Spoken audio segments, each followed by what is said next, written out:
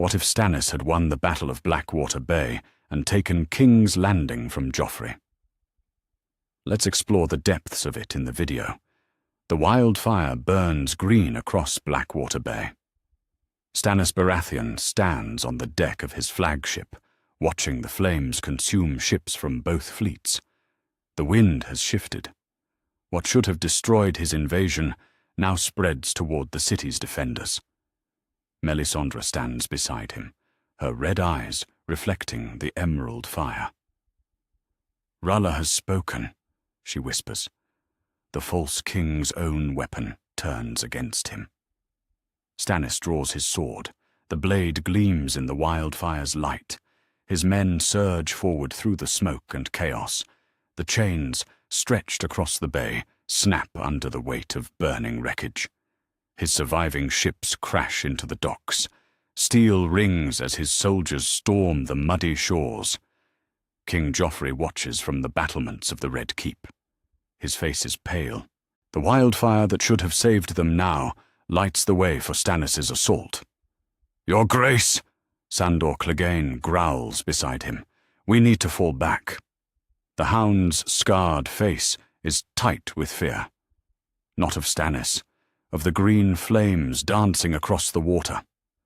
Joffrey turns and runs. His golden crown slips on his head as he flees down the stone steps. Behind him, the sounds of battle grow closer. Steel on steel, men screaming. The gates of King's Landing shudder under the impact of a battering ram. In the throne room, Cersei Lannister paces before the Iron Throne. Her youngest children, Tommen and Myrcella, huddle beside her. "Where is your father?" she demands of Tyrion. The dwarf stands at her side, his face bloodied from the battle on the walls. A gash runs across his forehead where a sellsword's blade found its mark. "Fighting for his life," Tyrion replies. His voice is grim. "As should we all."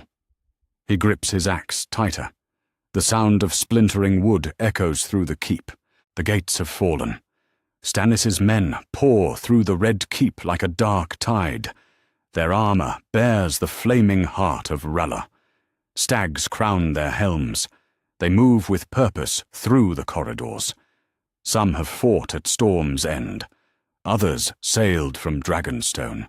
All serve the rightful king.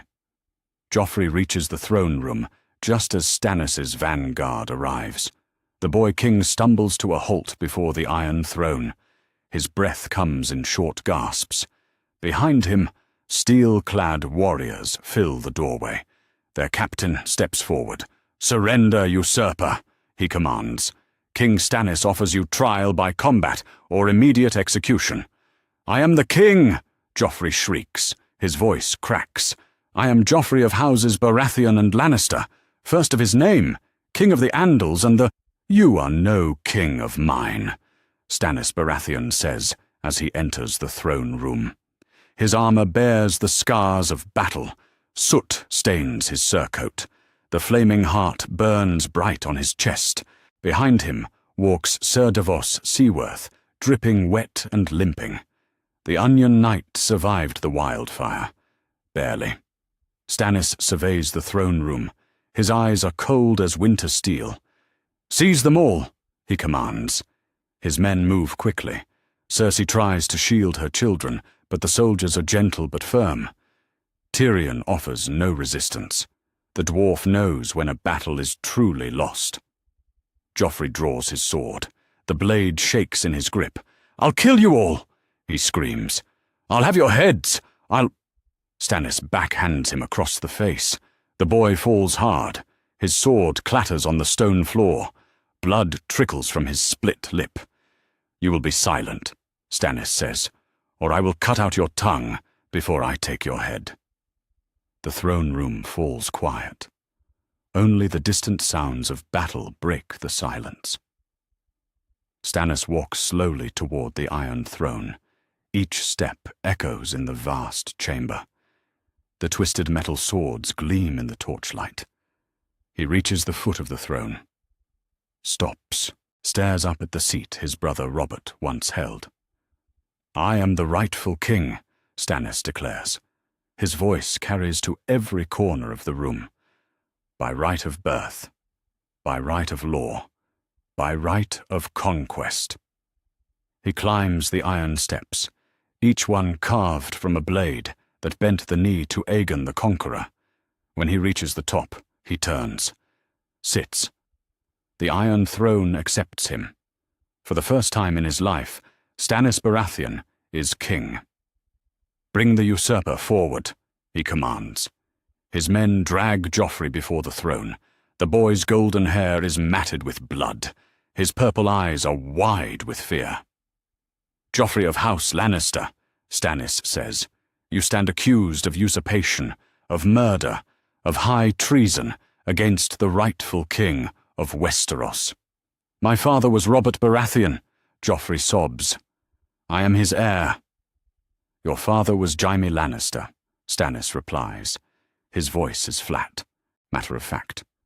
You are bastard born of incest. You have no claim to any throne. He looks to his men. The sentence is death. Sir Elin Payne steps forward.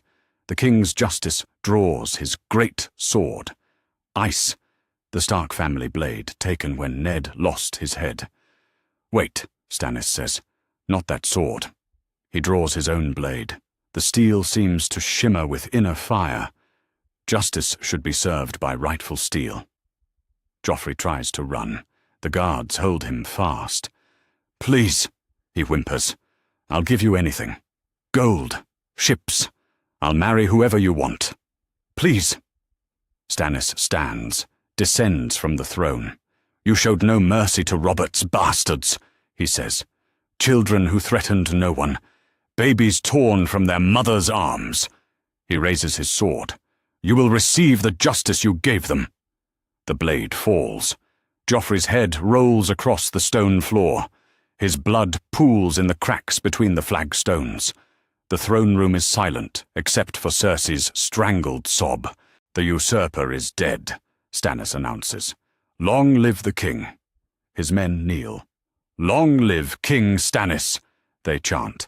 First of his name, King of the Andals, the Rhoynar, and the First Men. Lord of the Seven Kingdoms, Protector of the realm. Stannis looks at the remaining prisoners. Cersei clutches her children. Her green eyes burn with hatred. Tyrion watches calmly. The dwarf's mind is already working, calculating, planning. Take the woman to the black cells, Stannis commands. The children will be kept under guard, but treated with courtesy. They are not responsible for their mother's sins. He looks at Tyrion. You fought well on the walls, Lord Tyrion. You are wounded, but alive. Do you yield? I yield, Your Grace, Tyrion says. His voice is steady, despite his injuries. I am at your mercy. You will be taken to the Tower of the Hand, Stannis decides. Your wounds will be tended. We will speak again when you have recovered. He turns to address the room. Let it be known throughout the Seven Kingdoms. Joffrey Baratheon is dead. The usurper's reign is ended. I am Stannis of House Baratheon, first of his name, rightful king of Westeros. He sits again on the Iron Throne. The twisted metal seems to fit him better than it ever did his brother. Bring me quill and parchment, he orders. I will send ravens to every lord in the realm. The laws of the usurper are null and void. Justice will return to these lands. Melisandre enters the throne room. Her red robes flow around her like liquid fire. The flames told true, Your Grace, she says. R'hllor has granted you victory. The night is dark and full of terrors, but you are the light that will drive them back. Stannis nods grimly. Outside, the last sounds of battle fade. King's Landing is his, but he knows this is only the beginning.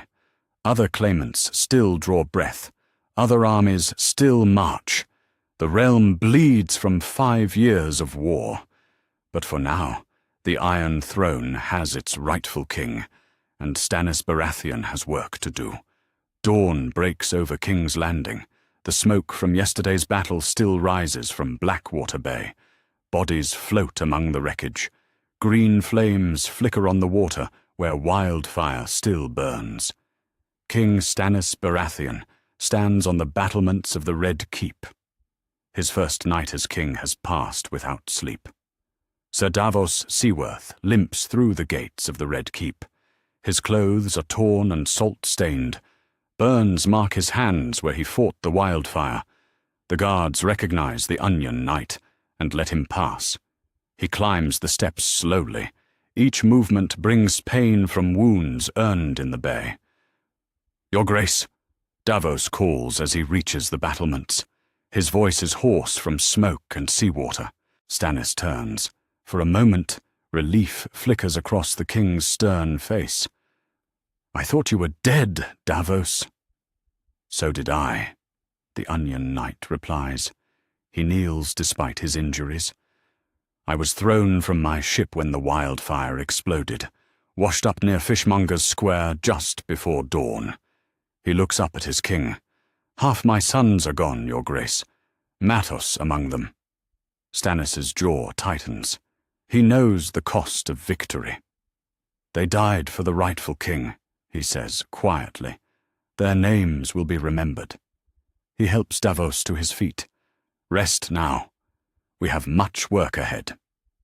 In the throne room, prisoners kneel in chains before the Iron Throne.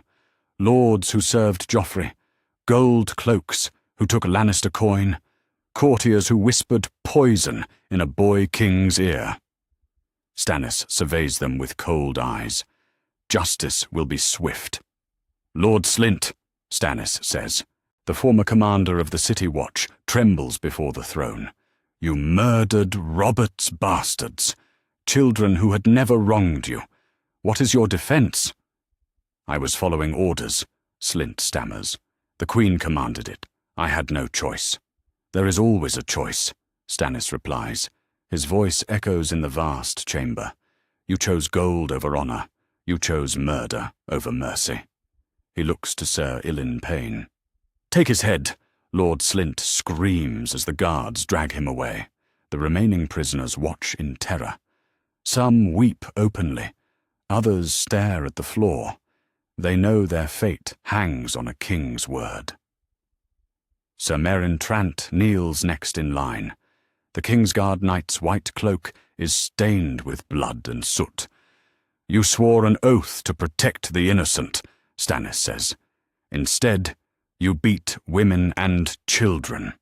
You served a bastard born of incest." The king's fingers drum on the arm of the throne.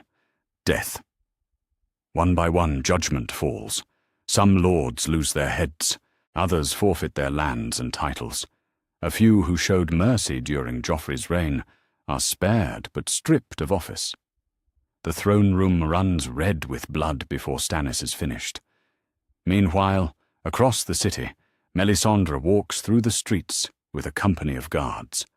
Her red robes flow behind her like living flame. The common folk watch from doorways and windows. Some cross themselves. Others whisper prayers to the Seven. She reaches the great sept of Baelor. The massive structure rises above the city like a crown of carved stone. 7 towers reach toward the sky. For centuries, it has been the heart of the faith in King's Landing. Today, it will burn. "Tear down the statues," Melisandre commands. Her guards move quickly. Hammers and picks ring against marble and stone. The mother falls first. Her carved face shatters on the steps. The father follows. Then the warrior, the smith, the maiden, the crone. Finally, the stranger. "R'hllor is the one true god," Melisandre declares to the gathering crowd. Her voice carries clearly in the morning air. "The night is dark and full of terrors. Only the Lord of Light can drive them back." She raises a torch. "Let the false idols burn." Fire catches on oil-soaked wood. Flames spread quickly through the sept. The carved ceiling blackens and cracks. Stained glass windows explode from the heat. Smoke rises high above King's Landing. a message to every corner of the Seven Kingdoms. The old gods are dead. A new faith rules from the Iron Throne. In the Red Keep's solar, Tyrion Lannister sits at a wooden table. His head wound has been cleaned and bandaged. A maester tends to his other injuries. Despite his imprisonment, he is treated with courtesy. Stannis remembers the dwarf's courage on the walls. "How fares our new king?" Tyrion asks the maester. His golden eyes are alert despite his pain. "I assume he's been busy dispensing justice?" "7 men lost their heads this morning," the maester whispers. "Lord Slint among them. The king shows no mercy to those who served the usurper." Tyrion nods slowly. He expected as much. Stannis Baratheon is nothing if not predictable. Justice swift and harsh. No room for compromise or politics. "And my sister?" "Still in the black cells. The children are kept in the maiden vault. Well fed and protected, but under guard." The maester finishes wrapping a cut on Tyrion's arm. "You're fortunate, my lord. The king could have taken your head." "Perhaps," Tyrion muses. "Or perhaps he has use for me." The dwarf's mind works despite his exhaustion. Stannis is a capable military commander, but ruling requires different skills. Skills Tyrion possesses in abundance. Across the city, in a brothel near the Street of Silk, Varys packs his few belongings. The spider moves quietly through the shadows. His network of little birds brings word of the arrests and executions. King Stannis shows no tolerance for those who played the game too well. A soft knock at the door. One of his spies enters, a young girl with hollow cheeks and quick eyes. "The harbour is watched, my lord," she whispers. "Ships are searched. The king's men seek you." Varys nods calmly. He expected this as well. "Then we go by land. Have horses ready at the mud gate. Gold for the guards." He looks once more around the room. "A shame. I rather liked this city." Lord Petter Baelish takes a different approach. Littlefinger strides boldly through the Red Keep's corridors. His doublet is silk and silver. A mocking smile plays on his lips. If he feels fear, it doesn't show. He enters the throne room as Stannis finishes his morning judgments. Blood pools on the stone floor. Guards drag away the last body. "Your Grace," Littlefinger says with a low bow, "I come to offer my services to the rightful king." Stannis studies him with cold eyes. "You served my enemies well, Lord Baelish. You whispered poison in Joffrey's ear. You helped Cersei Lannister steal the throne." "I served the realm, your grace," Littlefinger replies smoothly. "I brought stability to the capital. I managed the crown's finances. I can do the same for you." "At what price?" Stannis asks. "Your loyalty comes dear, I think." Littlefinger spreads his hands. "I ask only to continue serving. The realm needs administrators, your grace. Men who understand how the capital truly works." Stannis is quiet for a long moment. Then he speaks a single word. "Guards." Steel rings as soldiers move to seize Littlefinger. His smile finally fades. "Your grace, surely we can. Take him to the black cells," Stannis commands. "I'll not have Lannister dogs poisoning my court with their lies." As Littlefinger is dragged away, Stannis turns to Maester Balabar. "Bring me parchment and ravens. I will send word to every lord in the 7 kingdoms. They will kneel or face the fate of all traitors." The Maester hurries to comply. Within the hour, ravens fill the sky above King's Landing. Black wings carry the new king's words to every corner of Westeros. The message is simple and direct.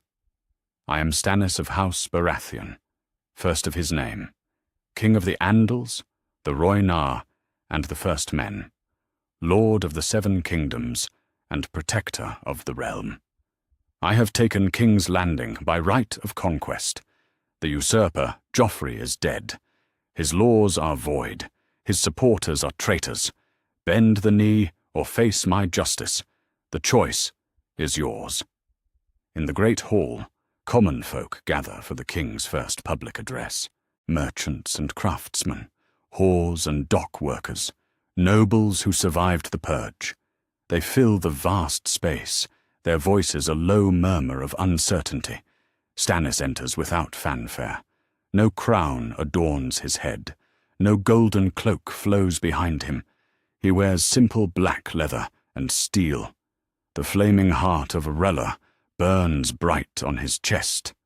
Behind him walks Melisandre, her red robes a splash of colour in the grey hall. "I am your king," Stannis declares. His voice carries to every corner of the hall. "I will not lie to you. I will not coddle you. I will not promise easy answers to hard problems." He pauses, studying the faces before him. "But I will give you justice. True justice. No man will be above the law. No lord will escape judgment if he breaks faith with the realm." A baker near the front raises his hand. Stannis nods for him to speak. "What of our debts, your grace? The crown owes money throughout the city." "Honest debts will be honoured," Stannis replies. "But I'll not pay for Joffrey's excesses. His golden tournaments and lavish feasts bankrupted the realm. That ends now," a woman calls out from the crowd. "What of our faith, your grace? The sept of Baelor burns. Where shall we pray?" Stannis looks to Melisandre. The Red Priestess steps forward. "The Lord of Light welcomes all who would serve him," she says. "R'hllor is the god of kings and common folk alike. He asks only that you reject the darkness and embrace the flame." Murmurs run through the crowd. Some voices sound hopeful, others fearful. Change has come to King's Landing like a wildfire.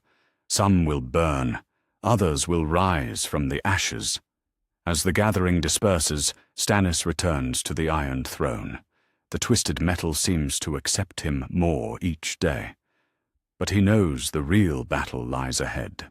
Ravens carry word of his victory throughout the realm. Soon, answers will come. Some lords will kneel, others will rebel. The Game of Thrones continues. But now it has a new player. A king who cares nothing for politics or compromise. Only for duty. Only for justice. Stannis Baratheon has won his crown. Now he must keep it. Ravens return to King's Landing with answers from across the Seven Kingdoms. Some carry acceptance, others defiance. King Stannis sits the Iron Throne as Maester Balabar reads the responses aloud. Each letter shapes the political map of Westeros. Each choice brings the realm closer to peace or war. The first raven bears the golden lion of House Lannister. Tywin's response is brief and cold. "I do not recognize the authority of a usurper who murdered children in their beds." Stannis crushes the parchment in his fist. The old lion retreats to Casterly Rock with 30,000 men. War is coming to the Westerlands. "Summon my war council," Stannis commands. Within the hour, his advisors gather in the small council chamber. Ser Davos limps to his seat at the king's right hand.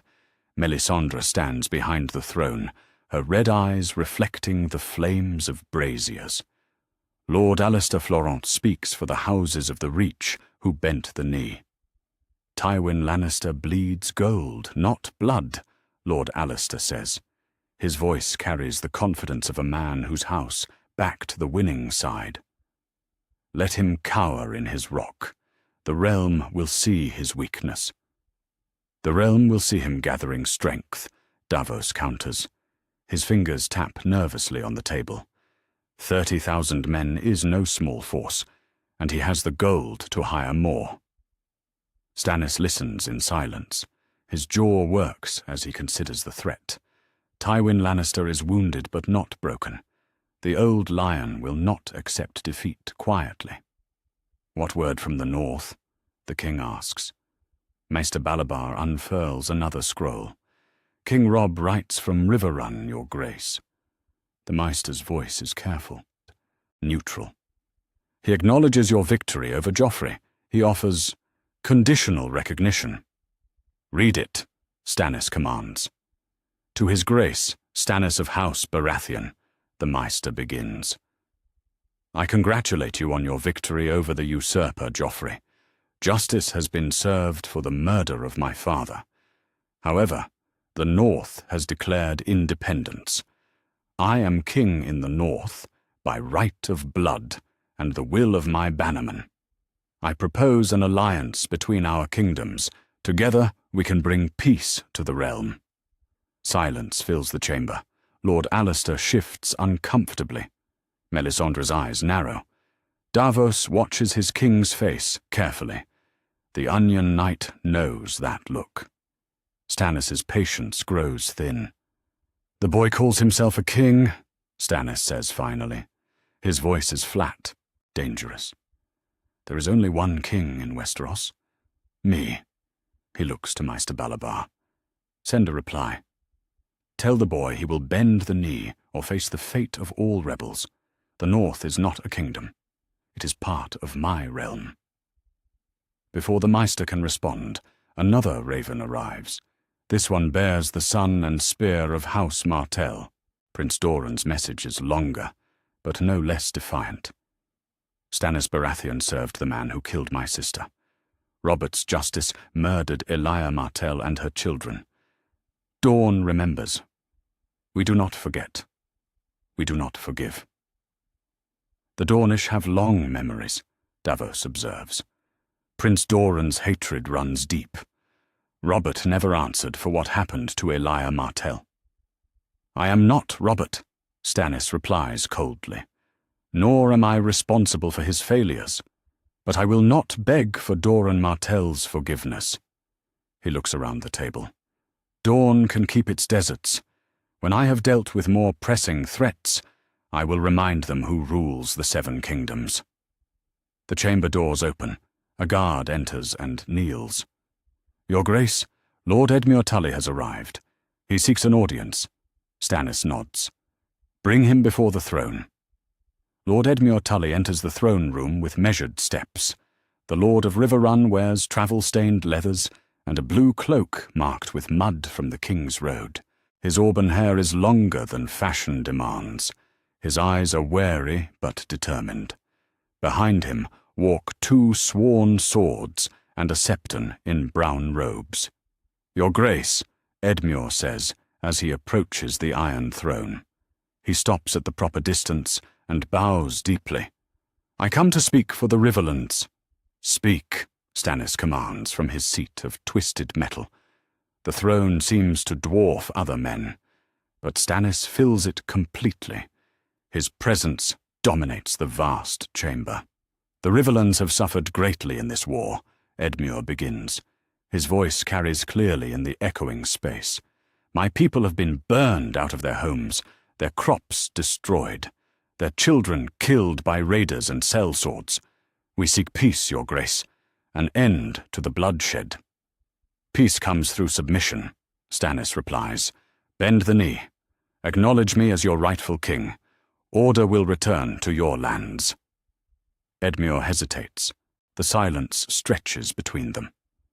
"My nephew calls himself king in the North, Your Grace.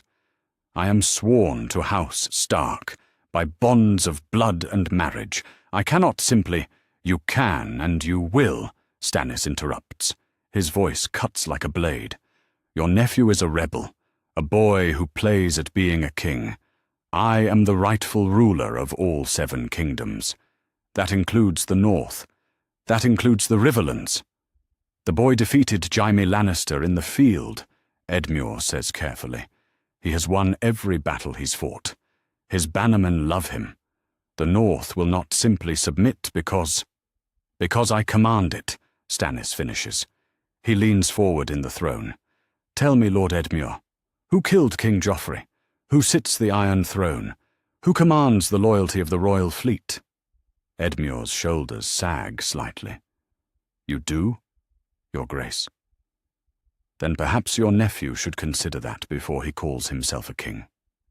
Stannis sits back. His eyes never leave the Riverlands' lord. "I offer you the same choice," I offer all rebels. Bend the knee willingly, or I will force you to kneel." The throne room falls quiet, except for the distant sounds of the city beyond. Edmure looks at his sworn swords. They offer no guidance. This choice is his alone. Finally, slowly, he lowers himself to one knee. "I, Edmure of House Tully, Lord of Riverrun, and Lord Paramount of the Trident, do hereby acknowledge Stannis of House Baratheon as my rightful king." His voice carries resignation, but also relief. "I pledge my swords, my gold, and my loyalty to the Iron Throne.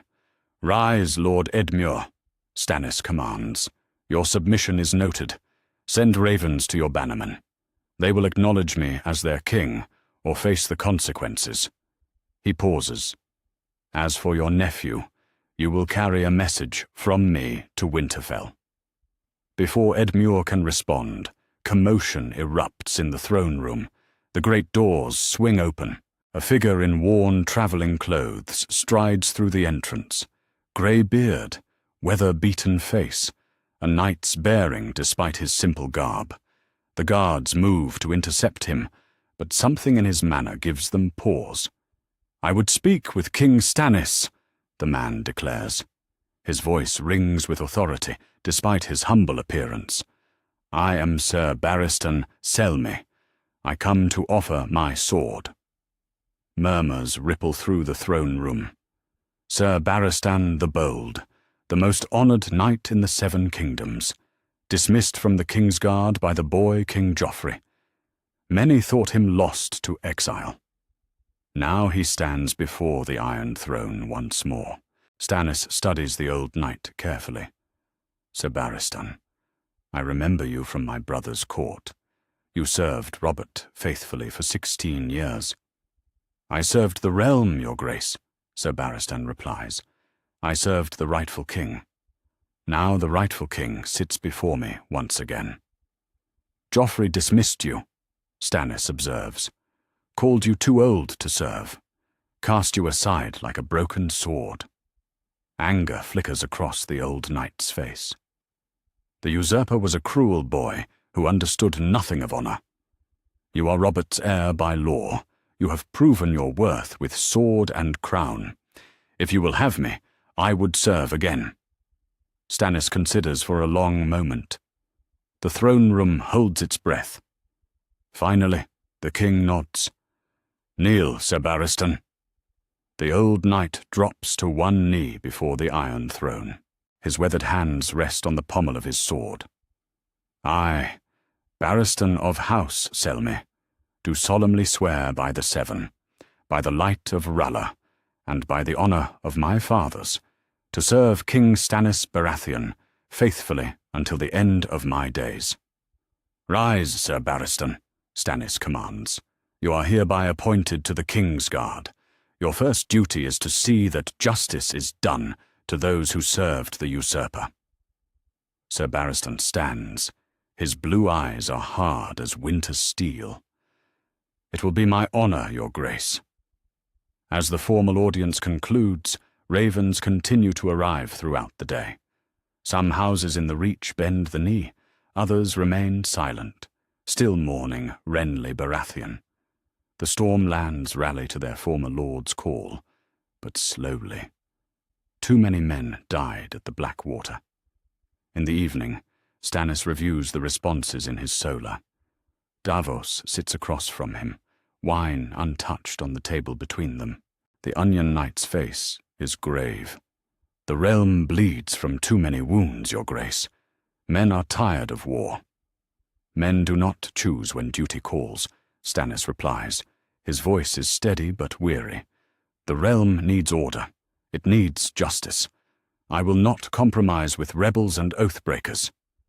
"Even your own brother's son?" Davos asks quietly. "Robb Stark is Robert's nephew by marriage. He's family." Stannis' jaw tightens. "Family means nothing if it stands between me and justice. The boy will submit, or he will face the consequences." He sets down the latest Raven scroll. "Send word to Dragonstone. I want every ship readied for sail. If diplomacy fails, steel will serve. Outside the Red Keep, the city settles into an uneasy peace. Stannis' justice is harsh but fair. Corruption withers under his iron rule. The gold cloaks patrol with renewed purpose. Merchants pay honest weights and measures. But change comes with a price. The faith of the Seven struggles to rebuild after Melisandre's purge. Fear walks the streets alongside hope. In the black cells, Cersei Lannister plots in darkness. In the Maiden Vault, her children learn new prayers to a red god. In the Tower of the Hand, Tyrion Lannister reads letters from across the realm and calculates the odds of survival. The Game of Thrones continues, but the rules have changed. Stannis Baratheon plays by different laws, laws written in steel and fire, laws that bend no knee to compromise. Night falls over King's Landing. In the distance, dragons sleep in stone eggs. In the north, wolves gather their strength. In the west, lions count their gold and sharpen their claws. War is coming, but tonight, the rightful king sits his throne and plans for tomorrow's battles. The small council chamber has never seen men like these. King Stannis sits at the head of the table, where his brother Robert once held court. But where Robert surrounded himself with sycophants and yes-men, Stannis chooses differently. Merit over birth, service over flattery, justice over gold. "Rise, Lord Hand," Stannis commands. Sir Davos Seaworth stands slowly, still favouring his wounded leg from the Blackwater. The Onion Knight's weathered face shows surprise. Around the table, the remaining council members watch in silence. A smuggler elevated to the second highest office in the realm. "Your Grace," Davos begins, his voice uncertain. "I am honoured, but surely there are others more." "Qualified," Stannis interrupts. His steel-grey eyes fix on his oldest friend. "You saved my life during the siege of Storm's End. You served me faithfully for 15 years. You speak truth when others offer lies. What qualifications matter more?" Davos bows deeply. "I will serve to the best of my ability, Your Grace." Stannis nods curtly. "See that you do." He looks around the table. "The rest of you are dismissed. Lord Tyrion, remain." The dwarf sits quietly in his chair as the others file out. His head wound has healed, but his golden eyes remain sharp, calculating. He knows his life hangs by a thread, but Tyrion Lannister has survived worse odds. "You defended this city well," Stannis says when they are alone. "Your chain across the bay, your deployment of wildfire, even your command of the walls during the final assault. Impressive for a man with no formal military training." "I had excellent advisers, Your Grace," Tyrion replies carefully, "and motivation. The alternative was death." "The alternative is still death," Stannis states flatly, "unless you prove yourself useful." He leans forward. "I need administrators, men who understand the intricacies of ruling this city. You know every tunnel, every storehouse, every debt collector in King's Landing." Tyrion raises an eyebrow. "You would trust a Lannister with such knowledge?" "I would use a Lannister's knowledge against his own family," Stannis corrects. "Serve me faithfully, and you will be rewarded. Betray me, and your death will make Joffrey's seem merciful." The dwarf considers for a long moment. Stannis offers survival, where others promise only revenge. "What would you have me do, Your Grace?" "Help me root out the corruption that bleeds this realm dry," Stannis replies, starting with the tax collectors. Within the fortnight, the purge begins in earnest. Not the wild slaughter of conquest, but the careful pruning of a diseased tree. Stannis' justice falls methodically on those who grew fat on the crown's coin. In the throne room, a line of men kneel before the Iron Throne. Tax collectors who skimmed gold from the royal treasury, customs officials who took bribes to overlook smugglers, courtiers who sold offices to the highest bidder. Each faces judgment from their new king. "Janos Bracken," Stannis calls. A fat man in silk robes trembles before the throne. "Master of coin for the King's Landing treasury. You embezzled 40,000 golden dragons over 3 years. How do you answer?" "I was following precedent, Your Grace," Bracken stammers. "The position has always been corrupt," Stannis finishes. "That ends now." He looks to Sir Ilyn Payne. "Take his head, seize his holdings. Every gold dragon will be returned to the crown."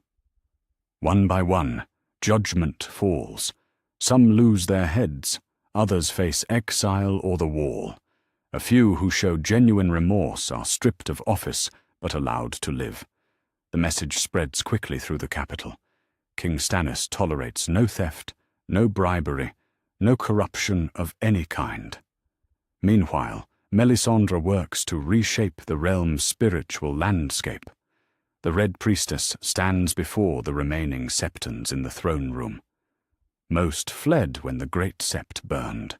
Those who remain face a choice between conversion and exile. "The 7 are dead gods," she declares. Her voice echoes in the vast chamber. "They offer no salvation, no strength, no justice. Only the Lord of Light can guide this realm through the darkness ahead." Septon Olidor, the most senior cleric remaining in the capital, steps forward. His face is gaunt from fasting and prayer. "The faith has served this realm for 600 years. Countless kings have knelt before the 7. You ask us to abandon everything we hold sacred." "I ask you to embrace truth," Melisandre replies. "R'hllor does not demand the destruction of all who once served false gods, only that they acknowledge the one true faith." Stannis watches from the Iron Throne. His jaw is set, but he allows Melisandre to speak for the crown. Religious matters have never been his strength. Justice, duty, and law he understands. The mysteries of faith he leaves to those who claim divine insight. "Those who convert will be allowed to serve the new faith," Stannis declares. "Those who refuse will be given safe passage to exile. But there will be no faith militant in my kingdom, no armed Septons, no holy warriors answering to any power but the crown." Septon Olidor's shoulders slump in defeat. Several of his brothers nod reluctantly. Others weep openly. The old faith dies hard, but it dies nonetheless. Within days, red priests begin arriving in King's Landing from across the narrow sea. The city's spiritual landscape transforms as surely as its political one. In the Tower of the Hand, Davos struggles with the complexities of governance. Ledgers cover his desk, tax records, trade agreements, debt calculations that would challenge a Meister's learning. The Onion Knight's education came from smuggling runs and storm-tossed nights, not from books and scrolls. "It's hopeless," Davos mutters to Tyrion, who sits across from him. "I can read well enough now, but this—" He gestures helplessly at the papers. "The realm's finances are a maze I cannot navigate." Tyrion leans forward, studying the numbers. His finger traces columns of figures with practiced ease. The crown owes nearly 3 million gold dragons to the Iron Bank of Braavos, another million to various lords and merchants. The royal treasury contains perhaps 50,000 dragons. In other words, we're broke, Davos sighs. "Worse than broke," Tyrion corrects, "but not beyond salvation. King Stannis' reforms will help. End the corruption, standardize the weights and measures, enforce fair taxation. Give me 6 months, and I can balance the books." Davos studies the dwarf's face. "And what do you get in exchange?" "My life," Tyrion replies simply, "and perhaps the satisfaction of seeing my father's gold used wisely for once. Across the city, change comes slowly but surely. In the markets, royal inspectors ensure honest weights and measures. Merchants who once cheated customers find themselves in the dungeons. Money changers who practiced usury face heavy fines or exile. The Gold Cloaks patrol with renewed discipline under Captain Bron's iron command. In the Red Keep's royal apartments, a different kind of transformation takes place. Princess Shireen Baratheon arrives from Dragonstone under heavy guard. The girl is 10 years old, marked by grayscale, but possessed of a quick mind and gentle heart. Her father's stern justice tempers with her presence. "You will be my heir," Stannis tells her in his solar. Father and daughter sit beside a roaring fire. Outside, autumn winds rattle the windows. "The Iron Throne will be yours when I am gone." Shireen's scarred face shows confusion. "But father, tradition says—" "Tradition says many things," Stannis interrupts, "most of them wrong. You are my only child, my blood, my legacy. The realm needs strength, not empty customs." "What if you have sons?" Shireen asks quietly. "What if the Queen—" Stannis' expression hardens. "Your mother will bear no more children. The Maesters have made that clear." He reaches over and takes her small hand in his. "You are my daughter. You are my heir. Let any man challenge that claim." Word of Shireen's designation spreads quickly through the Red Keep. Some whisper approval. A female heir shows strength, they say. Others mutter about tradition and the dangers of change. But none dare speak openly against the king's decision. In the weeks that follow, ravens carry marriage proposals from across the realm. Houses seek alliance through wedlock. Some offer daughters for Stannis himself, hoping to influence the new regime. Others propose matches for Princess Shireen, despite her youth. House Redwine offers their youngest son. Maester Balabar reads from the latest scroll. Lord Paxter writes that the boy is 8 years old, well-educated, and of good character. Stannis listens impassively. Marriage negotiations are necessary but distasteful. Politics disguised as romance. Power wrapped in silk and ceremony. Too young, he decides. Shireen will not marry until she reaches her majority. And when she does, it will be a match that strengthens the realm, not some lord's ambitions. The economic reforms proceed with methodical precision. New standards for weights and measures spread throughout the Crownlands. Tax collectors work under strict oversight.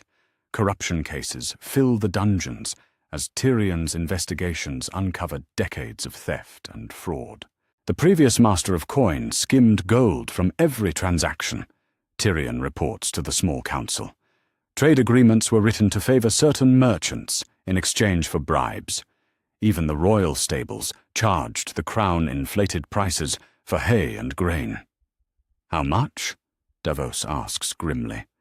"Nearly 200,000 dragons per year," Tyrion replies.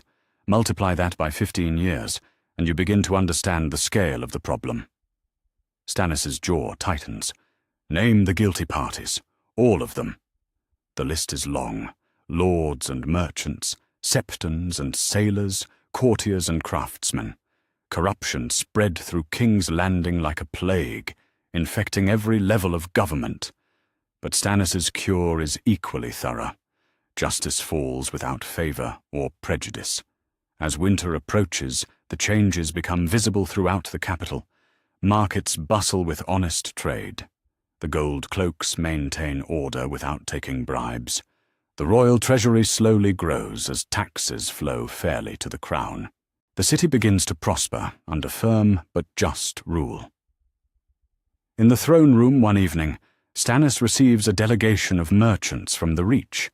They come seeking favorable trade terms, offering gold and goods in exchange for royal favor.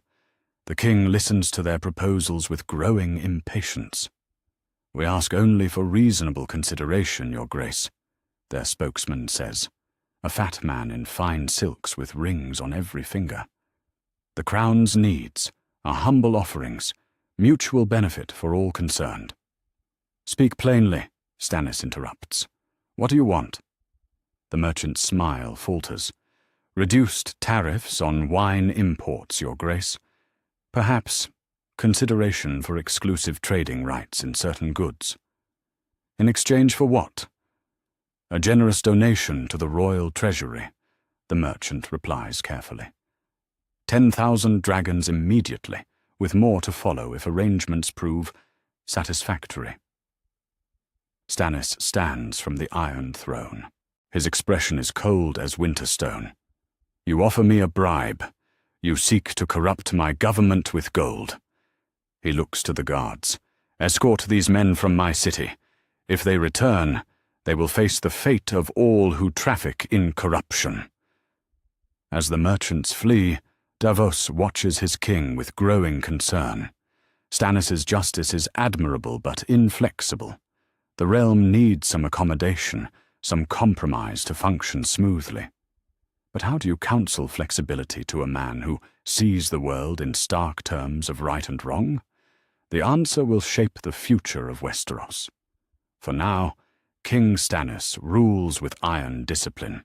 His crown sits secure through strength and law. But the true test lies ahead. When armies march and dragons wake, will rigid justice prove enough to hold the realm together? Only time will tell. But tonight, the rightful king sits his throne and dreams of a just world built on the foundation of his unwavering will. Winter winds carry whispers across Westeros. In the shadows of King Stannis' iron rule, resistance stirs like embers beneath ash. Old loyalties die hard. Ancient grudges burn bright. The king sits secure on his throne, but enemies gather in the darkness beyond his reach. At Casterly Rock, Tywin Lannister stands in his solar overlooking the sunset sea. The old lion's weathered face shows no emotion as he reads the raven from Highgarden. Lady Olenna Tyrell's words are carefully chosen, but their meaning is clear. The Queen of Thorns seeks alliance against the usurper king. Grandmother writes with interesting proposals, Margaery Tyrell says from her seat by the window. The young woman's beauty rivals any flower in her family's gardens, but steel hides beneath the silk. She speaks of mutual interests, common enemies, the need for cooperation. Tywin sets down the letter. His green eyes are cold as winter. Your house lost much when Renly died.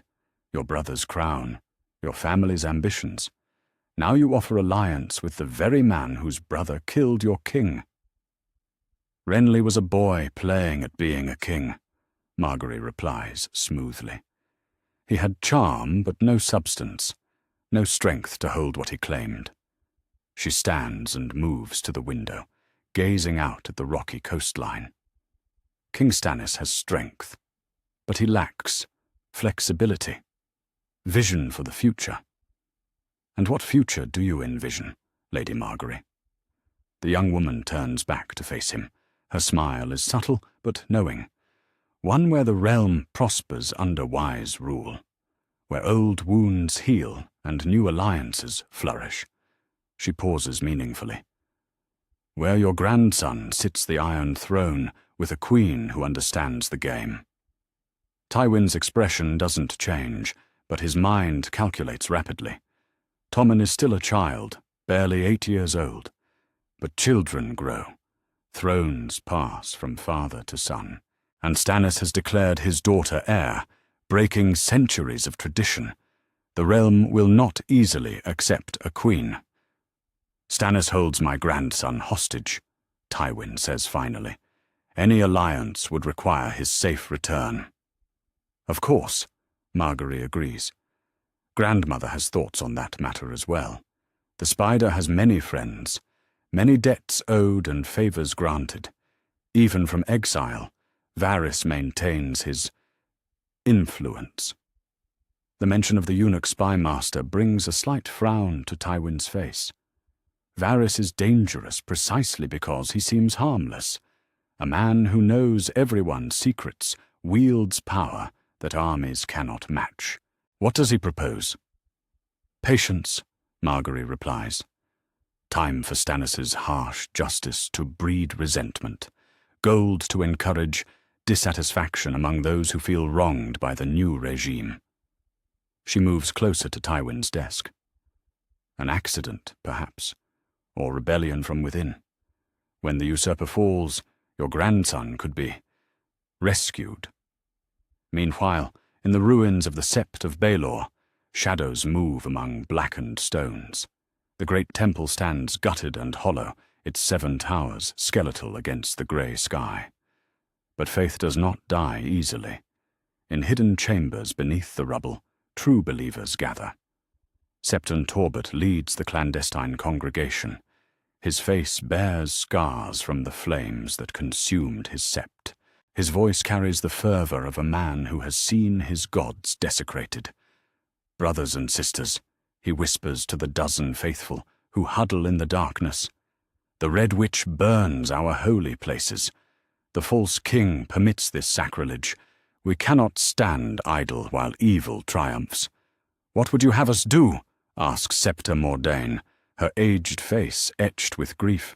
The king's guards watch every street. The gold cloaks serve the crown faithfully. Faith requires sacrifice, Torbert replies. His eyes burn with righteous fury. The 7 demand justice for the desecration of their house. If we cannot rebuild their temple, we can at least avenge its destruction. In the shadows, hands grip hidden daggers. Whispered prayers mix with plots of assassination. The faithful may be few, but desperation makes them dangerous. Far from King's Landing, a different kind of danger stalks the roads of the Riverlands. A small group of refugees moves carefully through the war-torn countryside. Lannister loyalists fleeing north after their king's fall. Among them, hidden beneath a boy's cap and dirt-stained clothes, walks a wolf in disguise. Arya Stark keeps her head down as the group makes camp beside a half-burned inn.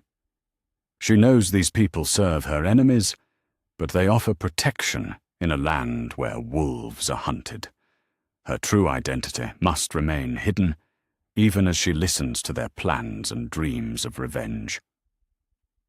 The usurper's justice grows harsher by the day, mutters Ser Amory Lorch, the group's leader. The knight's scarred face bears witness to many battles. Half the lords in the Crown Lands have lost their heads. The other half wait in fear for their turn. Good men die while the rightful heir sits in chains, adds another refugee. Prince Tommen should be king, not some bastard girl declared heir by a kinslayer. Arya's hand drifts to the sword hidden beneath her cloak. Needle, her father's gift. The blade that remembers justice. These men speak of Tommen as the rightful king, but they forget the murders that placed him in line. They forget Ned Stark's death. They forget justice. That night, as the camp sleeps, Arya slips away into the darkness. She has heard enough of their plans, seen enough of their faces. When dawn comes, she will be gone, but their secrets will remain with her. Information that might prove valuable to the right ears. In Pentos, across the narrow sea, Varys sits in a merchant's comfortable solar. The spider wears rich robes now, playing the part of a successful trader. But his little birds still sing their songs. Gold flows from his purse to eager hands. Messages travel along hidden paths. The faith grows restless, reports one of his agents, a thin man with darting eyes. Septon Torbert gathers followers in the ruins. They speak of divine justice and righteous vengeance. Excellent, Varys murmurs, his voice soft as silk. Religious fervor makes for useful chaos. Ensure they have what they need. Gold for bribes, steel for their holy work. He pauses, considering, but nothing that traces back to us. Let them believe their cause is righteous, and their methods their own. The agent nods and disappears into the night. Varys turns his attention to other reports. The realm bleeds from a dozen small wounds now, each one carefully tended, each one encouraged to fester. Stannis' iron rule creates its own resistance. The spider merely nurtures what already exists. In the Red Keep, Melisandre stands before her flames. The Red Priestess gazes into the dancing fire, seeking visions of what is to come. The flames show her images, golden roses blooming in fields of blood, crimson lions stalking through shadows, a crown of iron melting in dragon fire. "Rulla shows me danger," she tells Stannis as they walk through the castle's corridors. The king listens with his usual stern expression. He trusts her visions, but acts on facts, not prophecies. "Your enemies gather like storm clouds. The rose and the lion make common cause against your reign." "Let them come," Stannis replies coldly. "I have faced storms before, stood sieges, fought battles against impossible odds." He stops at a window overlooking the city. Justice does not bend before threats or retreat from duty. "Even justice can be overwhelmed," Melisandre warns. "The flames speak of treachery close at hand. Those you trust may prove false. Those you spare may strike from shadows." Before Stannis can respond, shouts echo from the courtyard below. Steel rings against steel. Guards rush toward the sound of battle. The king draws his sword and runs toward the disturbance, Melisandre close behind. In the Red Keep's Godswood, a small grove of trees provides quiet sanctuary. Tonight it becomes a battlefield. 3 cloaked figures attack Sir Barristan Selmy as the old knight takes his evening walk. Blades flash in the moonlight. The knight's years of experience serve him well as he parries desperately against multiple opponents. Stannis arrives just as one assassin's blade finds its mark. Sir Barristan stumbles, blood flowing from a wound in his sword arm. The king's roar of fury echoes through the night as he charges into battle. His sword takes the first assassin in the neck. The second falls to Sir Barristan's counterattack despite his injury. The third tries to flee, but finds guards blocking every exit. "Take him alive," Stannis commands. "I want answers." The captured assassin spits blood as guards bind his hands. His face shows the fervor of a true believer. Religious symbols hang from his neck, the 7-pointed star of the faith. "The gods demand justice," he snarls. "The Red Witch burns their holy places. The false king permits sacrilege. We are their instruments of vengeance." "You are fools who worship dead gods," Stannis replies, "but you will tell me who sent you before you die." Under questioning, the truth emerges slowly. The assassins acted on their own initiative, driven by religious fury rather than outside gold, but their connections run deeper. Septon Torbert's name surfaces, hidden meetings in ruined septs, plans for greater strikes against the crown. "How many?" Davos asks grimly as they survey the damage. "Sir Barristan will live, but his sword arm may never fully heal. The old knight served faithfully and nearly died for his loyalty." "Enough," Stannis answers. His jaw is set like granite. "Faith breeds fanatics. Fanatics breed violence. This ends now." Before dawn, the gold cloaks move through the city. Septon Torbert and his followers are dragged from their hiding places. Some resist and die. Others surrender and face the king's justice. By sunrise, 12 conspirators kneel before the Iron Throne. "You attacked my knight," Stannis declares. "You plotted murder in the name of your dead gods. You chose violence over law." He stands from the throne. The sentence is death. One by one, the faithful die. Their blood pools on the throne room floor as their heads roll away. The last to die is Septon Torbert himself. The scarred Septon shows no fear as the blade falls. "This will not end the resistance," Melisandre warns as they watch the bodies carried away. "Cut off one head, and 2 more grow in its place. The faith has deep roots." "Then I will burn out every root," Stannis replies grimly, "until the soil is clean." Word of the failed assassination spreads quickly through King's Landing and beyond. Some see it as proof of divine displeasure, others as evidence of the king's strength. But in Casterly Rock, Tywin Lannister reads the reports with satisfaction. Stannis has shown his hand. Harsh justice breeds harsh enemies. The game accelerates. In the north, Jaime Lannister sits in chains at River Run. The Kingslayer's value as a bargaining chip grows with each passing day. Robb Stark knows that wars are won with politics as much as swords. Perhaps it is time to test the usurper king's resolve. Ravens fly between castles. Gold changes hands in dark alleys. Swords are sharpened in hidden armories. The rightful king sits secure for now, but the web of enemies tightens around him. Storm clouds gather on every horizon.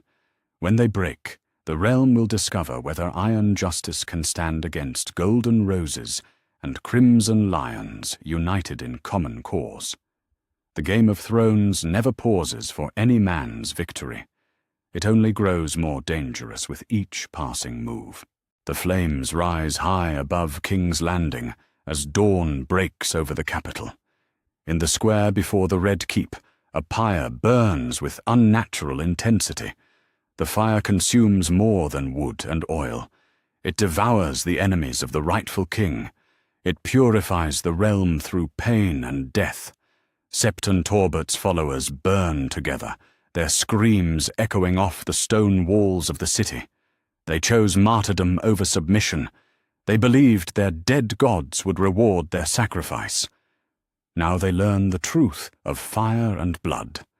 Only ashes remain when R'hllor's judgment is complete. King Stannis watches from the castle steps. His face shows no emotion as the flames consume the conspirators.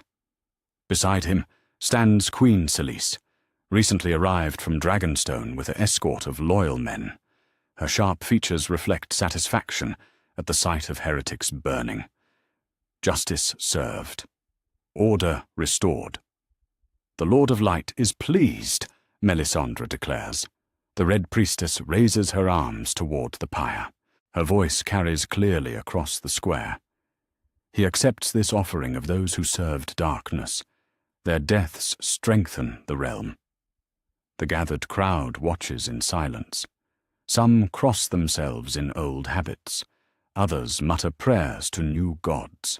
Fear and awe mingle in their faces. This king does not simply execute his enemies. He transforms their deaths into divine spectacle, a message written in smoke and flame. "Let all who oppose the rightful king witness this justice," Stannis announces. His voice carries the authority of absolute power. Those who serve faithfully will find mercy. Those who rebel will find only fire. Within the Red Keep, transformation proceeds with methodical precision. Targaryen dragons carved in stone are chiseled away from walls and pillars. In their place, artisans craft the flaming heart of R'hllor. Red banners hang where black ones once proclaimed the rule of kings. The very stones seem to burn with new purpose. Queen Selyse oversees much of the work personally. Her religious fervor matches her husband's political will. "Every trace of the old regime must be erased," she commands the craftsmen. "This castle will proclaim the glory of the one true God." In the throne room, the Iron Throne itself receives attention. Melisandre approaches the twisted metal seat with braziers in hand. Sacred flames burn before the chair that once belonged to Aegon the Conqueror. The fire casts dancing shadows across the 1,000 blades that form the throne. The seat of kings must be blessed, the Red Priestess explains to those assembled. Rulla's fire will sanctify this iron that has known so much bloodshed. She speaks in High Valyrian as she anoints the throne with oils that burn with different-colored flames, red and gold and deep purple. Later that day, nobles gather in the throne room for ceremonies that will reshape their lives. Lord Caswell of Bitterbridge kneels before the Iron Throne with his household. His lands in the Reach suffered during the war. Now he seeks favor from the new king through submission to the new faith. "Do you renounce the 7 who are one?" Melisandre asks. Her red eyes bore into the Lord's weathered face. "Do you accept Rulla as the one true God? Do you pledge your sword, your gold, and your soul to the Lord of Light?" Lord Caswell's voice wavers slightly. "I do, priestess. I renounce the false gods of my fathers. I embrace the light that drives back darkness." The words taste bitter, but survival demands compromise. His children watch as their father abandons the faith of their ancestors. "Then rise as a true servant of Rulla," Stannis commands. "Your lands are restored, your titles confirmed. Serve faithfully, and prosper in the light." Not all nobles submit so readily.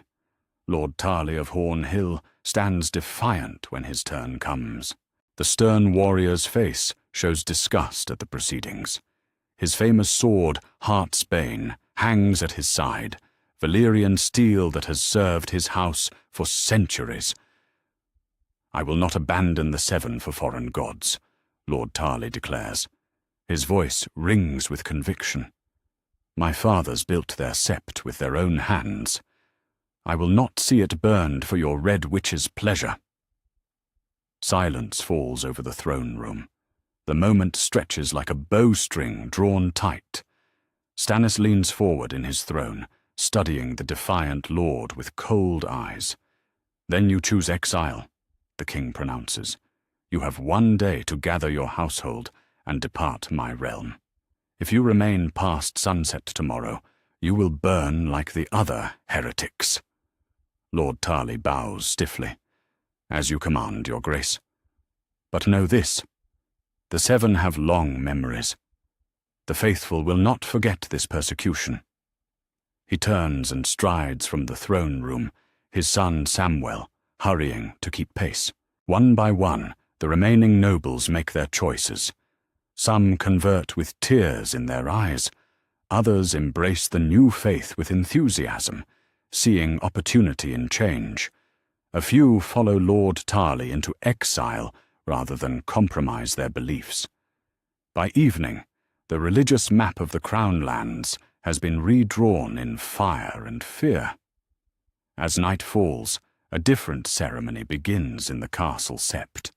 The small chapel has been cleansed of the 7 symbols and rededicated to Rulla. Red flames burn where starlight once filtered through stained glass.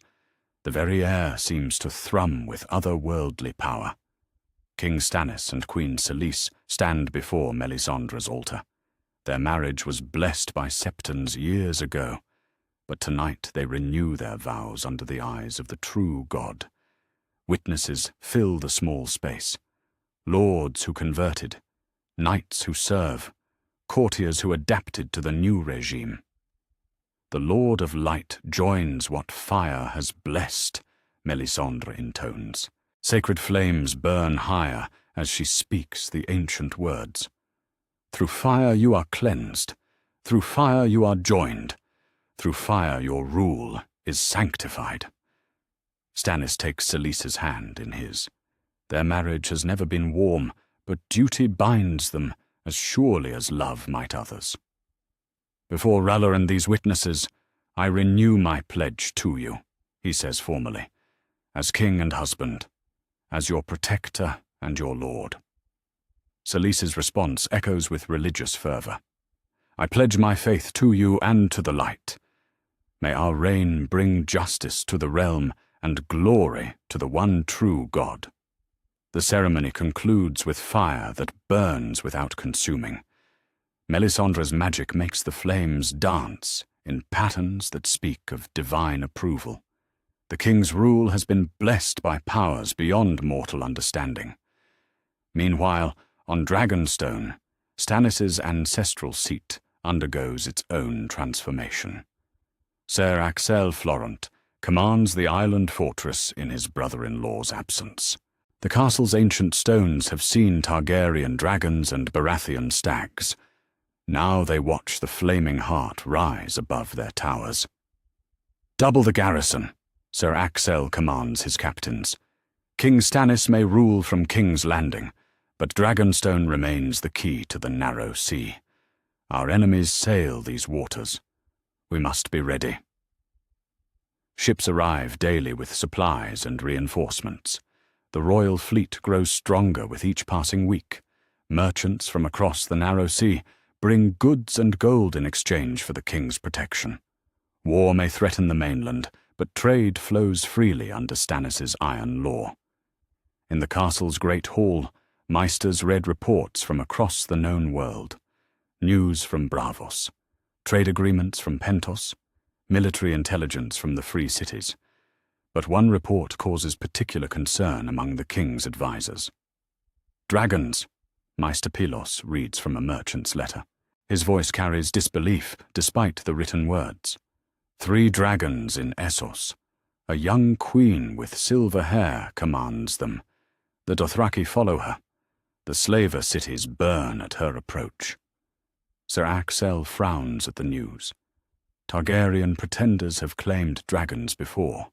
Sellswords and charlatans seeking coin and glory. Why should this be different?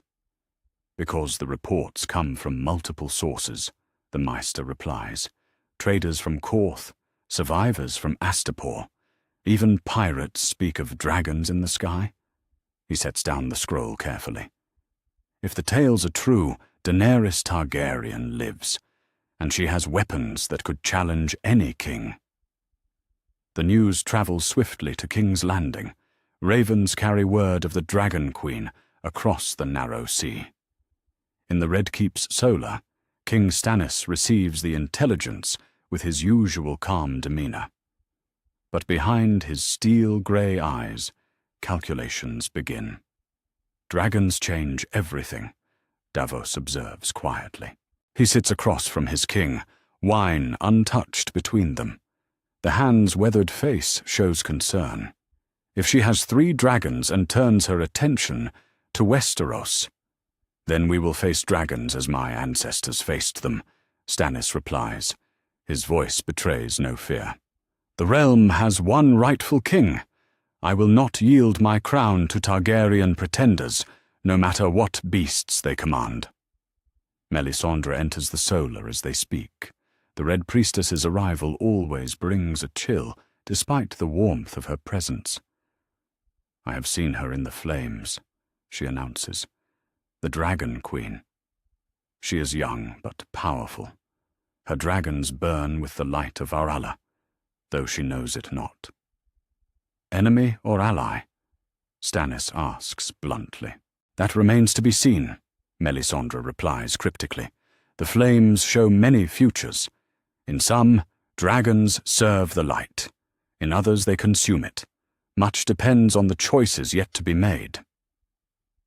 While they debate matters of prophecy and politics, the realm itself shows signs of healing. Stannis' harsh but fair governance bears fruit as corruption withers under royal scrutiny. Trade flows more freely when merchants know the weights and measures are honest. Tax collection proceeds efficiently when collectors fear the king's justice more than lords' displeasure. In the markets of King's Landing, prosperity returns gradually. Craftsmen work without fear of arbitrary seizure. Farmers sell their goods at fair prices. The gold cloaks maintain order without taking bribes. The city begins to thrive under firm leadership. The king's peace, merchants call it. Law enforced without favor. Justice dispensed without corruption. The price is steep: conversion to a foreign faith, submission to iron discipline. But order has value that gold cannot measure. Yet beneath the surface, tensions remain. In shadowed alleys, men whisper of the old ways. In hidden cellars, septons conduct secret services for the Seven. The faith may be driven underground, but it endures like roots beneath winter snow. As spring approaches, King Stannis stands on the battlements of the Red Keep. The city spreads below him, smoke rising from countless hearths. His realm grows stronger daily, but threats gather on every horizon. In the west, Tywin Lannister sharpens his claws. In the east, dragons spread their wings. In the north, wolves howl defiance. The trials ahead will test every foundation we have built, he says to Davos, who joins him at the wall. But I am the rightful king. Justice flows from my crown like light from the sun. Let my enemies come. They will find steel and fire waiting for them. The hand nods grimly. Your Grace, what if the Dragon Queen offers alliance? If she acknowledges your claim in exchange for recognition of her family's historic rights? Stannis considers the question. Politics and pragmatism war with rigid principles in his mind. Then we shall see if fire truly serves the light, he replies finally, or if it seeks only to consume. Night falls over King's Landing. In the distance, stars wheel overhead as they have since the world began. But the Game of Thrones continues, shaped now by forces both ancient and new. Dragons wake in distant lands, kings plot in western castles, and the rightful ruler of the Seven Kingdoms prepares for the storms ahead. The realm burns and heals in equal measure. Tomorrow will bring new challenges, new choices, new tests of will and wisdom. But tonight, King Stannis Baratheon sits secure in his power, protected by fire and iron, preparing for the trials that will define his reign and the future of Westeros itself. Ravens darken the sky above Highgarden like an ominous cloud. The seat of House Tyrell bustles with activity as lords arrive from across the Reach. In the castle's great hall, two of the realm's most cunning minds seal an alliance that will shake the foundations of Westeros. Lady Olenna Tyrell sits across from Tywin Lannister, at a table laden with wine and correspondence. The Queen of Thorns studies the old lion with sharp eyes that have seen 7 decades of political maneuvering. Between them lies a marriage contract that could topple kings. Your grandson is young, Olenna observes, her voice carrying the weight of experience. 8 years old. My granddaughter is 16. The match seems premature. Children grow, Tywin replies coldly. Thrones pass from father to son, and Stannis has already broken precedent by naming his daughter heir. The realm will not easily accept a queen, especially one who burns septons and forces conversion at sword point, Olenna adds with a bitter smile. The usurper king's religious fervor makes him enemies faster than his justice makes him friends. Around them, lesser lords murmur agreement. Lord Mathis Rowan of Golden Grove, Lord Randil Tarley, recently returned from exile, Lord Leighton Hightower of Old Town. Each commands thousands of swords. Each harbours grievances against Stannis's iron rule. 80,000 men, Tywin states matter-of-factly. That is what the Reach can provide when fully mobilized. Combined with my forces from the west, we field the largest army since Aegon's conquest. Numbers mean little without cause, Olenna counters. Why should my bannermen die for Lannister ambitions? What do we gain beyond the doubtful honor of placing a child on the Iron Throne?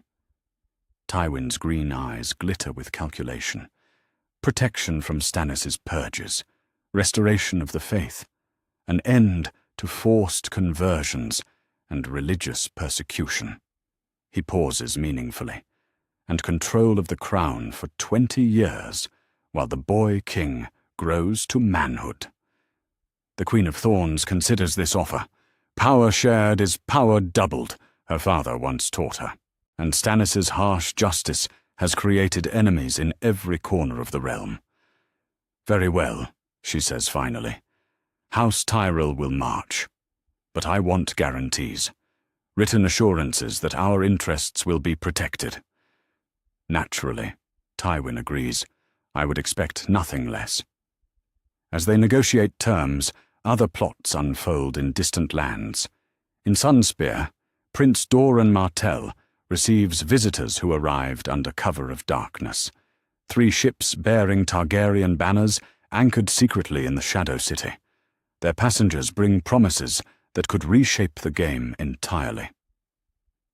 The Dragon Queen sends greetings to the Prince of Dawn, declares Ser Jorah Mormont, speaking for his absent queen. The exiled knight's weathered face shows the strain of long travels. Daenerys Targaryen remembers her family's friends. House Martell suffered under Robert's reign. Justice demands compensation. Prince Doran listens from his wheelchair, his gouty legs hidden beneath silk robes.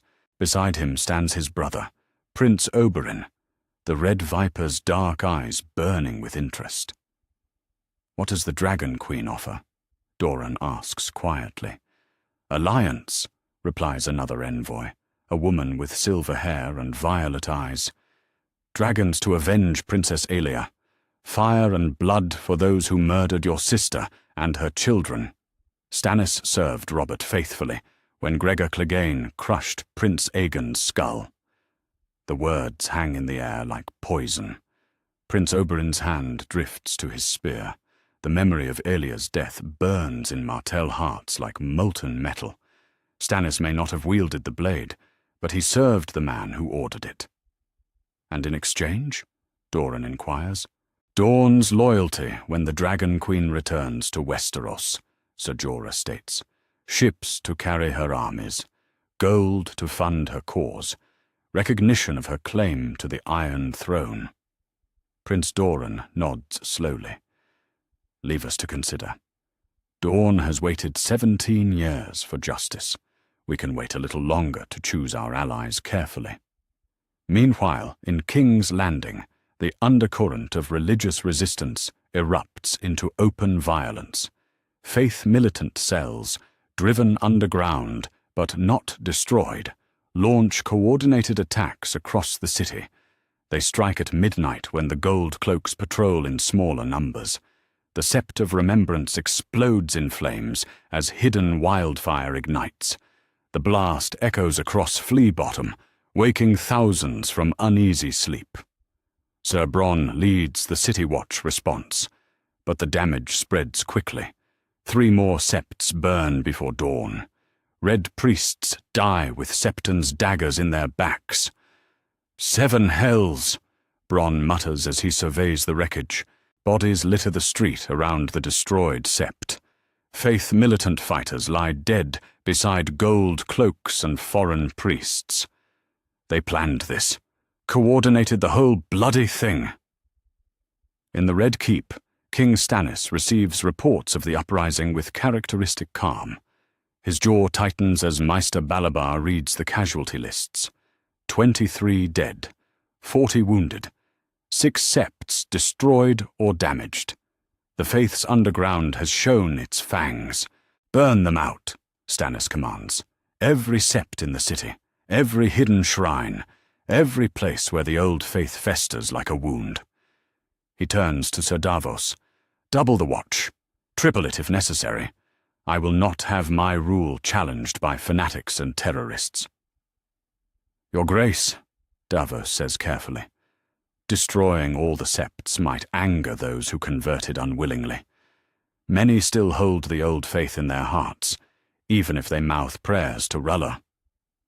Then they can learn to love their new god properly, Stannis replies coldly.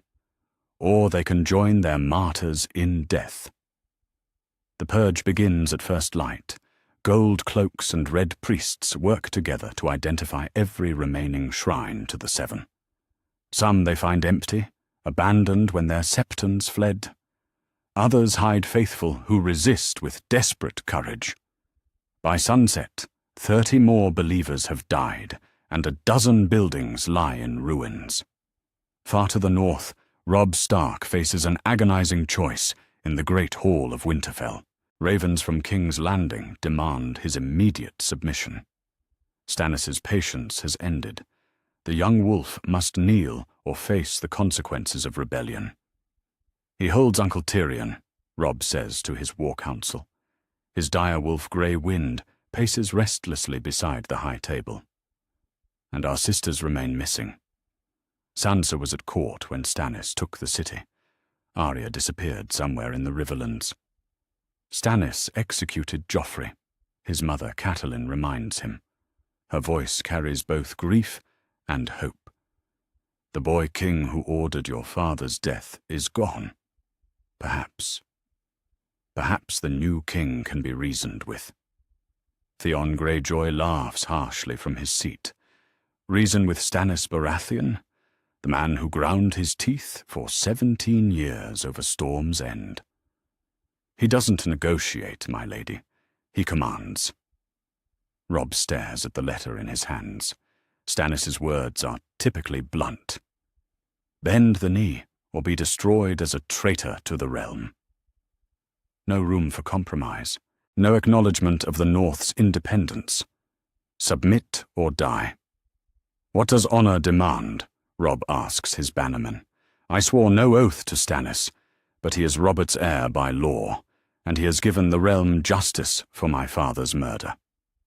Lord Umber speaks up gruffly. Honor demands we protect our own, Your Grace. Your sisters need rescuing.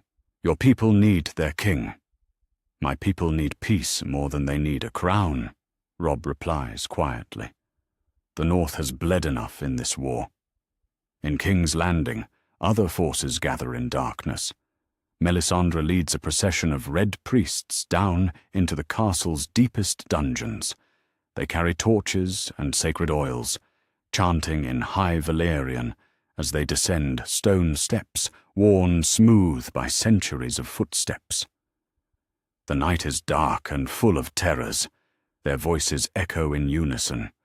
R'hllor preserve us from the cold. R'hllor grant us strength in the hour of trial. Deep beneath the Red Keep, prisoners await their fate. Captive faith militant, surviving septons, lords who refused conversion and chose chains over exile. Their deaths will fuel the greatest ritual Melisandre has ever attempted. Their blood will grant the king victory in the war to come. Bring the first, Melisandre commands. Her red robes seem to glow in the torchlight. The flames reflected in her ruby necklace burn with supernatural intensity. R'hllor hungers for sacrifice. The Lord of Light demands payment for his blessings. The screams that follow echo through the castle's foundations. Even the stone seems to weep at the sounds of agony and desperation. But Melisandre shows no mercy. Power requires sacrifice. Victory demands blood. The Red God's appetite grows with each offering. Above ground, Tyrion Lannister makes a discovery that could change everything. Following his knowledge of the Red Keep's hidden passages, he leads a team of guards into forgotten tunnels beneath the castle.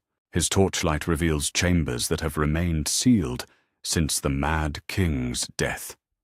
7 hells, breathes Ser Bronn as they enter the largest cache. Dozens of clay pots line the walls, each filled with wildfire that glows with malevolent green light. How much of this bloody stuff did Aerys hide down here? Enough to destroy half of King's Landing, Tyrion replies grimly. My father never found all the caches. The Mad King's pyromancers were thorough in their madness. He examines the nearest pot carefully. Still potent after all these years. Wildfire doesn't weaken with age. They count over 300 containers in that chamber alone. Maps lead to other caches throughout the city. Under the Great Sept's ruins, beneath the Dragon Pit, hidden in the sewers and cellars where even the gold cloaks rarely venture. We need to tell the king immediately, Bronn says, wiping sweat from his brow despite the cool air. This much wildfire in enemy hands could end his reign in a single night, Tyrion finishes. Yes, Stannis needs to know what weapons his enemies might turn against him. That evening in the throne room, King Stannis addresses his assembled war council. Maps cover the long table where kings once feasted. Red markers show enemy positions. Blue markers indicate loyal houses. The balance of power shifts like sand in an hourglass. Tywin Lannister and House Tyrell have declared for the boy, Tommen, Stannis announces. His voice cuts through the chamber like a blade. They field 80,000 swords between them. Lord Randall Tarley commands their vanguard, a formidable force. But not unstoppable, adds Ser Davos. We have 30,000 men in the Crown Lands, another 20,000 on Dragonstone and the Narrow Sea Islands. The royal fleet gives us advantages they cannot match. Stannis nods grimly. Send ravens to every loyal house, the Florents, the Peasburys, the Sunglasses of Sweetport Sound.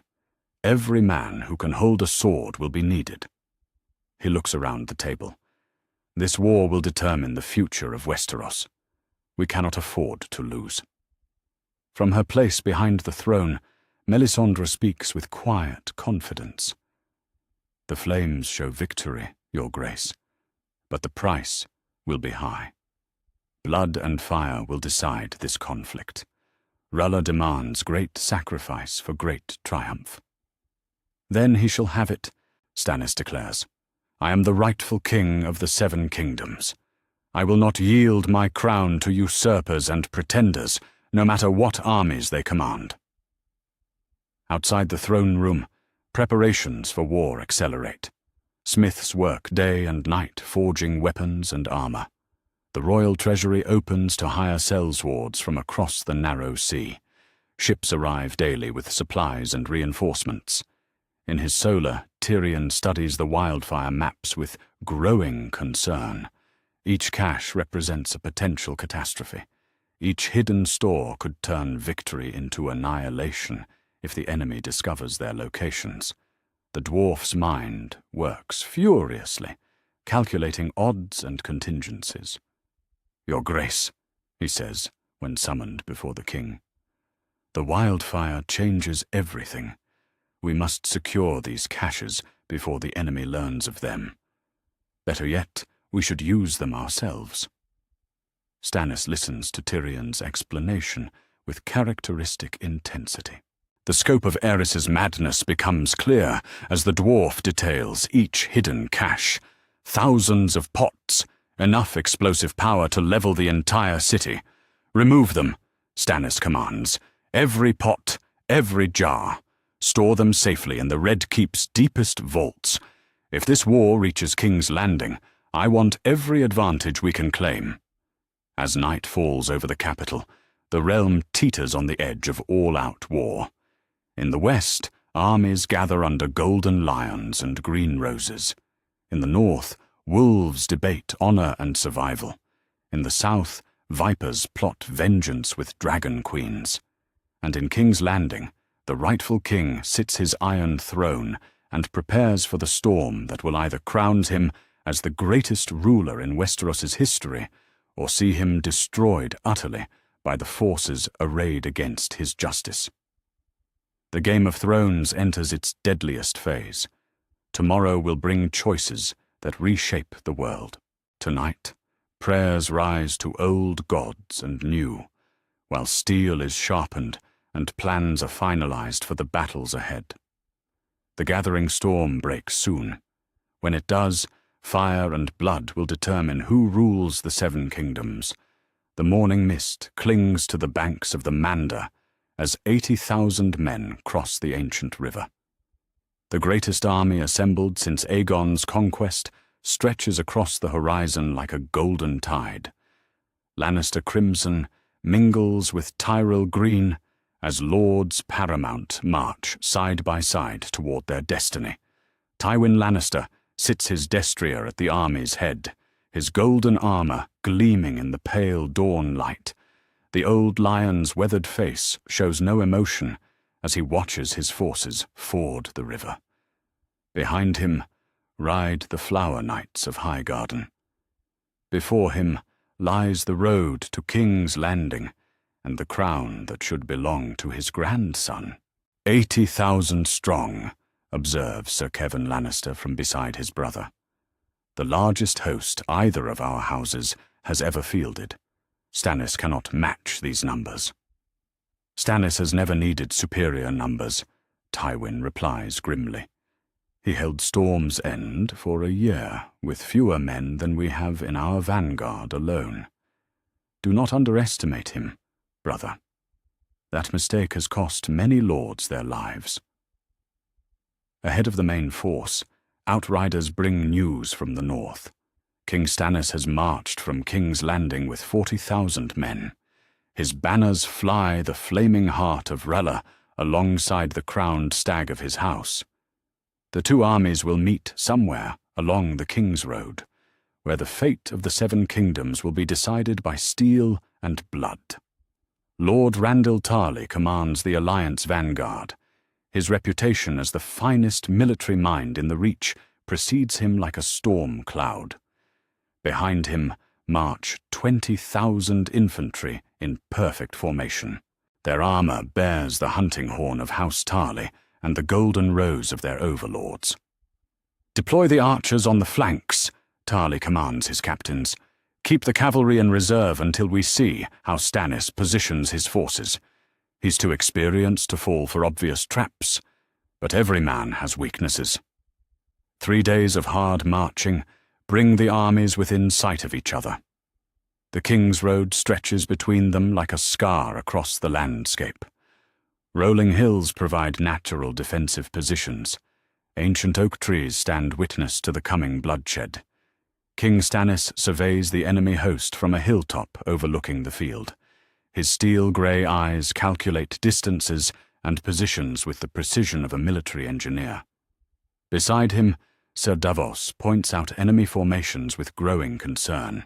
They outnumber us 2 to 1, Your Grace, the Hand observes. Perhaps we should fall back to King's Landing. Fight them from behind walls where their numbers count for less. And leave the capital undefended. Stannis shakes his head firmly. No. We make our stand here. Defeat them in open battle where all the realm can see their failure. He turns to study his own forces. Deploy the men along the ridge, archers in the center, cavalry on the wings. We hold the high ground.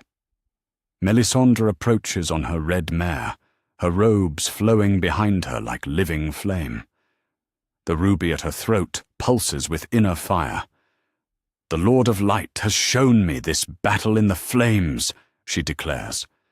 Victory will be ours, but the price will be steep. Many brave men will die before the sun sets. All war demands payment in blood, Stannis replies. The question is whose blood will water this field. The Battle of the King's Road begins at dawn with the thunder of war drums. Lannister Gold and Tyrell Green advance across the valley like a rising flood. Their battle cries echo off the hills as 80,000 voices roar defiance at the usurper king. Lord Tarly leads the charge with disciplined precision. His infantry advances in tight formations while archers rain death on Stannis's positions. The flower knights of the Reach follow close behind, their colourful banners streaming in the morning breeze. Stannis's forces meet the assault with iron discipline. His archers send clouds of arrows into the advancing ranks. His infantry stands firm on the ridge, spears bristling like a steel hedgehog. But sheer numbers begin to tell as the enemy reaches the slope. "Hold the line!" roars Sir Clayton Suggs, commanding Stannis's centre. His sword takes a Tyrell knight in the throat as the melee becomes general. "For King Stannis! For justice!" Steel rings against steel as the battle lines collide. Men scream and die in the mud as the ridge becomes a charnel house. Horses scream as they fall. banners topple as their bearers perish. The very earth seems to bleed beneath the fury of combat. Tywin Lannister leads his household guard up the eastern slope. The old lion's blade has not lost its edge despite his years. His presence rallies the assault as his men push toward Stannis' position. Victory seems within reach. Then Melisandre begins her ritual. The Red Priestess stands behind Stannis' battle line, with braziers burning around her. She chants in High Valyrian as she draws a curved dagger across her palm. Blood drips onto the flames, which flare with unnatural colours, red and gold and deep purple. "Ralla, grant us victory," she calls to the darkening sky. Storm clouds gather overhead, as if summoned by her voice. "Lord of Light, send your shadows to devour our enemies. Let fire consume those who serve darkness." The shadows come. They flow across the battlefield like liquid night, moving against the wind and defying natural law. Men scream as darkness engulfs them. Swords pass harmlessly through the shadow stuff, while spectral claws tear flesh and armor alike. Sir Kevan Lannister falls first, his throat opened by claws that leave no wounds. His death cry echoes across the field as panic spreads through the Alliance ranks. Lord Tarly tries to rally his men, but even his iron discipline cannot stand against supernatural terror. Tywin Lannister faces the shadows with characteristic courage. The old lion draws his sword as darkness swirls around him. "I am Tywin of House Lannister," he declares to the encroaching night. "I fear neither man nor monster." The shadow that kills him wears Stannis' face. It manifests from Melisandre's flames with steel-grey eyes and an expression of righteous fury. The spectral blade pierces Tywin's heart as surely as any mortal weapon. The most powerful man in Westeros dies with surprise etched on his weathered features. "Father!" Ser Jaime would have screamed if he were not chained in a northern dungeon. Instead, the news will reach him later, carried by ravens that sing songs of death and defeat. With Tywin fallen, the Alliance army begins to crumble. Panic spreads like wildfire through ranks that had seemed invincible moments before. Men throw down their weapons and flee rather than face the shadows that hunt them. Lord Mace Tyrell takes command of the retreat with admirable composure. The Lord of Highgarden may lack his mother's cunning, but he understands military necessity. "Fall back," he commands his remaining forces. "Fighting withdrawal to the Mander. Cover the flanks." But retreat becomes rout as Stannis' cavalry charges down from the ridge. His knights smash into the fleeing enemy with devastating effect. Sir Godry Faring leads the pursuit, his sword red with enemy blood. The flower knights of the Reach wilt under the onslaught like roses in winter. "Press the attack," Stannis commands from his position overlooking the carnage. "Give them no time to reform. Drive them into the river." The slaughter continues until sunset. By the time darkness falls, the field lies carpeted with corpses. 40,000 enemies lie dead or dying in the mud. The survivors flee southward with Mace Tyrell, their dreams of conquest shattered like glass. But victory comes at a terrible price. 20,000 of Stannis' men lie among the fallen. His army has been blooded and reduced to barely half its original strength. Among the dead are some of his most loyal supporters, lords who backed his claim from the beginning, knights who served him faithfully for years. Sir Davos surveys the battlefield with grim satisfaction, tempered by sorrow. "We've won, Your Grace, but at what cost? Half our strength lies dead. How can we hold the realm with so few men remaining?"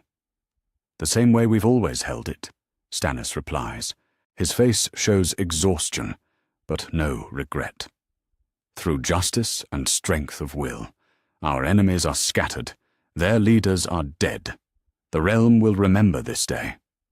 In the enemy camp, Searchers find Tywin Lannister's body among the slain. The old lion lies with his sword in his hand and defiance frozen on his face. Even in death, he looks formidable. But death comes for lions as surely as for lesser beasts. "Strip the body," Stannis commands when they bring him word. "Take his armor and weapons as trophies, but treat the corpse with respect. He was my enemy, but he was also a worthy one." News of the battle spreads across Westeros with the speed of raven's wings. In Highgarden, Lady Olenna receives the reports with characteristic composure. The Queen of Thorns reads each scroll with growing understanding of the catastrophe that has befallen her house. 80,000 men, she murmurs to her granddaughter Margaery, reduced to barely 20,000 survivors. Your future husband's grandfather is dead. Our alliance lies in ruins. "What do we do, grandmother?" Margaery asks. Her beauty remains unmarked by the disaster, but fear flickers in her brown eyes. "Stannis will come for us. His justice knows no mercy." Olenna considers their options with the calculating mind that made her legendary. Surrender might save Margaery, but it would mean the end of House Tyrell's power. Flight to Essos could preserve their lives, but would cost them everything they've built. Or, "Fetch me the tears of Lys," she commands her Maester, "the good vintage, the one that tastes of honey and leaves no trace." Understanding dawns in Margaery's eyes. "Grandmother, no, there must be another way." "There is no other way, child," Olenna replies gently. Stannis Baratheon does not forgive. He does not forget. He does not show mercy to those who oppose him. She takes her granddaughter's hand. "But you might survive this. You're young, beautiful, innocent of your elder's crimes. Perhaps the new king can be persuaded to spare you." That night, as Mace Tyrell's shattered forces limp toward Highgarden, the Queen of Thorns takes her final meal. The poison works quickly and painlessly. Lady Olenna dies as she lived, on her own terms, denying her enemies the satisfaction of conquest. At dawn, servants find her body in her solar. A letter rests beside her cold hand, addressed to King Stannis. In it, she takes full responsibility for House Tyrell's rebellion. She begs mercy for her surviving family members, particularly her innocent granddaughter. The letter ends with characteristic defiance. "You have won, Your Grace.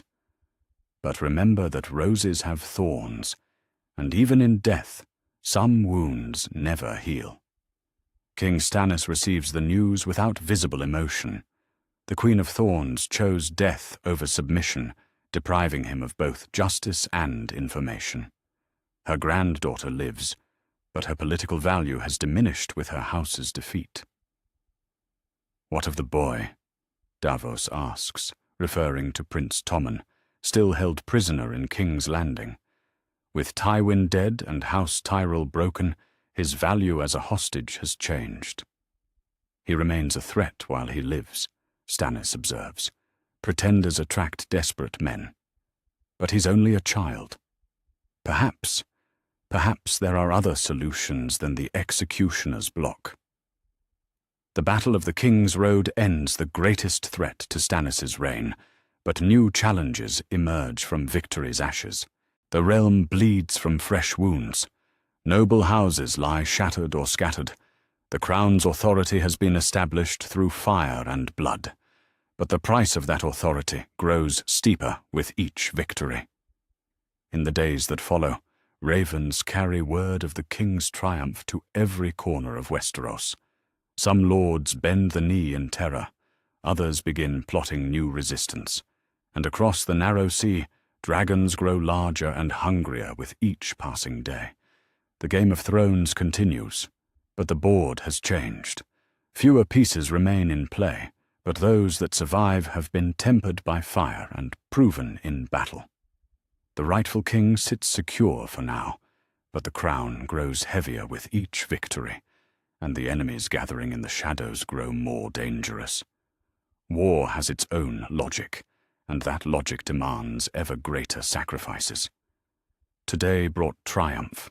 Tomorrow may bring fresh trials that will test every foundation Stannis has built. But for now, the king has proven his strength. The realm has seen his justice, and his enemies have learned the price of opposing the one true ruler of the Seven Kingdoms. The dragons come at dawn.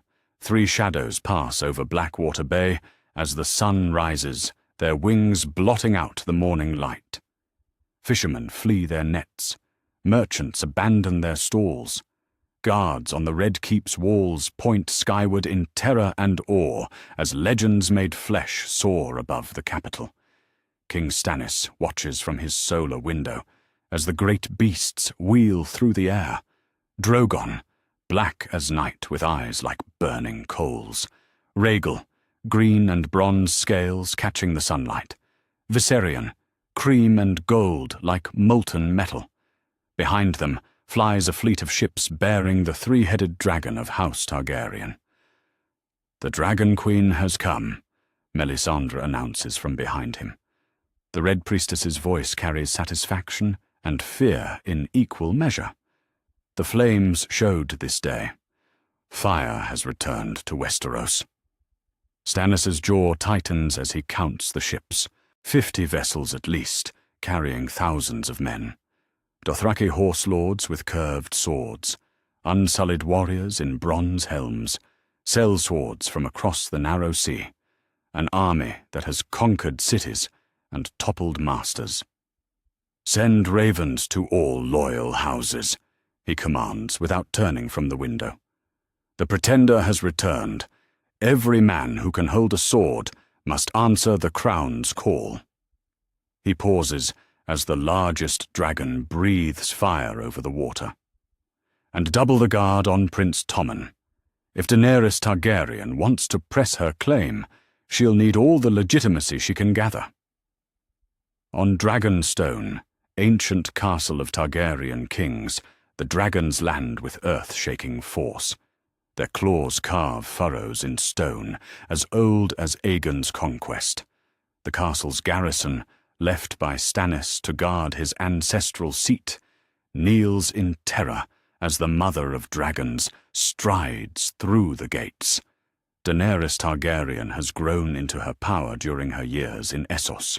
The frightened girl who fled King's Landing in her mother's womb has become a queen in truth. Silver-gold hair flows beneath a crown of black steel. Her purple eyes burn with the fire of dragons. Behind her march the Dothraki Cols, who chose to follow their Khaleesi across the poison water. "Your Grace," says Ser Jorah Mormont, as they enter the castle's great hall, "Dragonstone is yours by right. Your ancestors ruled from these halls for 3 centuries. And now I have returned to claim what was stolen," Daenerys replies. Her voice carries the authority of one who has ruled cities and commanded armies. She approaches the ancient throne carved from a single block of dragonstone. "Send word to King's Landing. Tell Stannis Baratheon that the rightful queen has come home." In dawn, Prince Doran receives the news with quiet satisfaction. The Prince of Dawn sits in his wheelchair in the water gardens, watching his brother's daughters play in the pools. 17 years of patient planning have led to this moment. "The Dragon Queen has landed at Dragonstone," reports Ser Areo Hotha. The captain of guard stands ready as always, his long axe gleaming in the afternoon sun. "Her dragons fly over Blackwater Bay. Stannis Baratheon's reign faces its greatest challenge." "As I always knew it would," Doran replies softly. His gouty hands rest on the arms of his chair, but his mind races with possibilities. "Send ravens to all the great houses. Dawn declares for Daenerys Targaryen, rightful queen of the 7 kingdoms. The debt for Princess Elia's murder comes due at last." Prince Oberyn emerges from the castle's shadows, his dark eyes gleaming with anticipation. Finally, brother. Justice for Elia. Justice for her children. The mountain's master will face dragon fire. Patience has its rewards, Doran observes. We bent the knee to Robert Baratheon, because we were not strong enough to resist. We bided our time while Stannis consolidated power.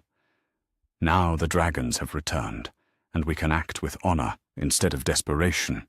Meanwhile, in the far north, another kind of storm gathers beyond the wall. Lord Commander Jon Snow stands atop the wall's summit, his breath misting in the frigid air. His black cloak whips in the wind as he studies the lands beyond. The haunted forest stretches to the horizon, silent and ominous under gathering clouds. "How many?" asks Samwell Tarly, approaching with scrolls clutched in his gloved hands. The young steward's face shows the strain of sleepless nights spent in study and preparation. "Thousands," Jon replies grimly. "Every report says the same thing. The dead are walking. Ancient evils stir beyond the mountains, and winter is coming with teeth sharper than any sword." A raven arrives from King's Landing, bearing news of dragons and queens. Jon reads the message with growing concern. The realm tears itself apart, while true danger gathers in the north. Political games matter little when the dead rise to hunt the living. "Ready my horse," Jon commands. "If dragons have returned to the south, then the north must have a voice in what comes next. Someone must tell them about the real threat." "Jon," Sam protests, "you're Lord Commander of the Night's Watch. You can't leave your post." "I can't protect the realm from here," Jon counters. "The Watch has stood guard for thousands of years against the darkness beyond. If I must break my vows to save the Seven Kingdoms, then so be it." In the Red Keep, King Stannis convenes his war council as reports arrive from across the realm. The throne room echoes with urgent voices as lords and advisors debate their response to the Targaryen return. "3 dragons," mutters Ser Clayton Suggs. "How do you fight dragons with swords and spears? Our grandsires' tales speak of their power. Cities burned, armies scattered like leaves."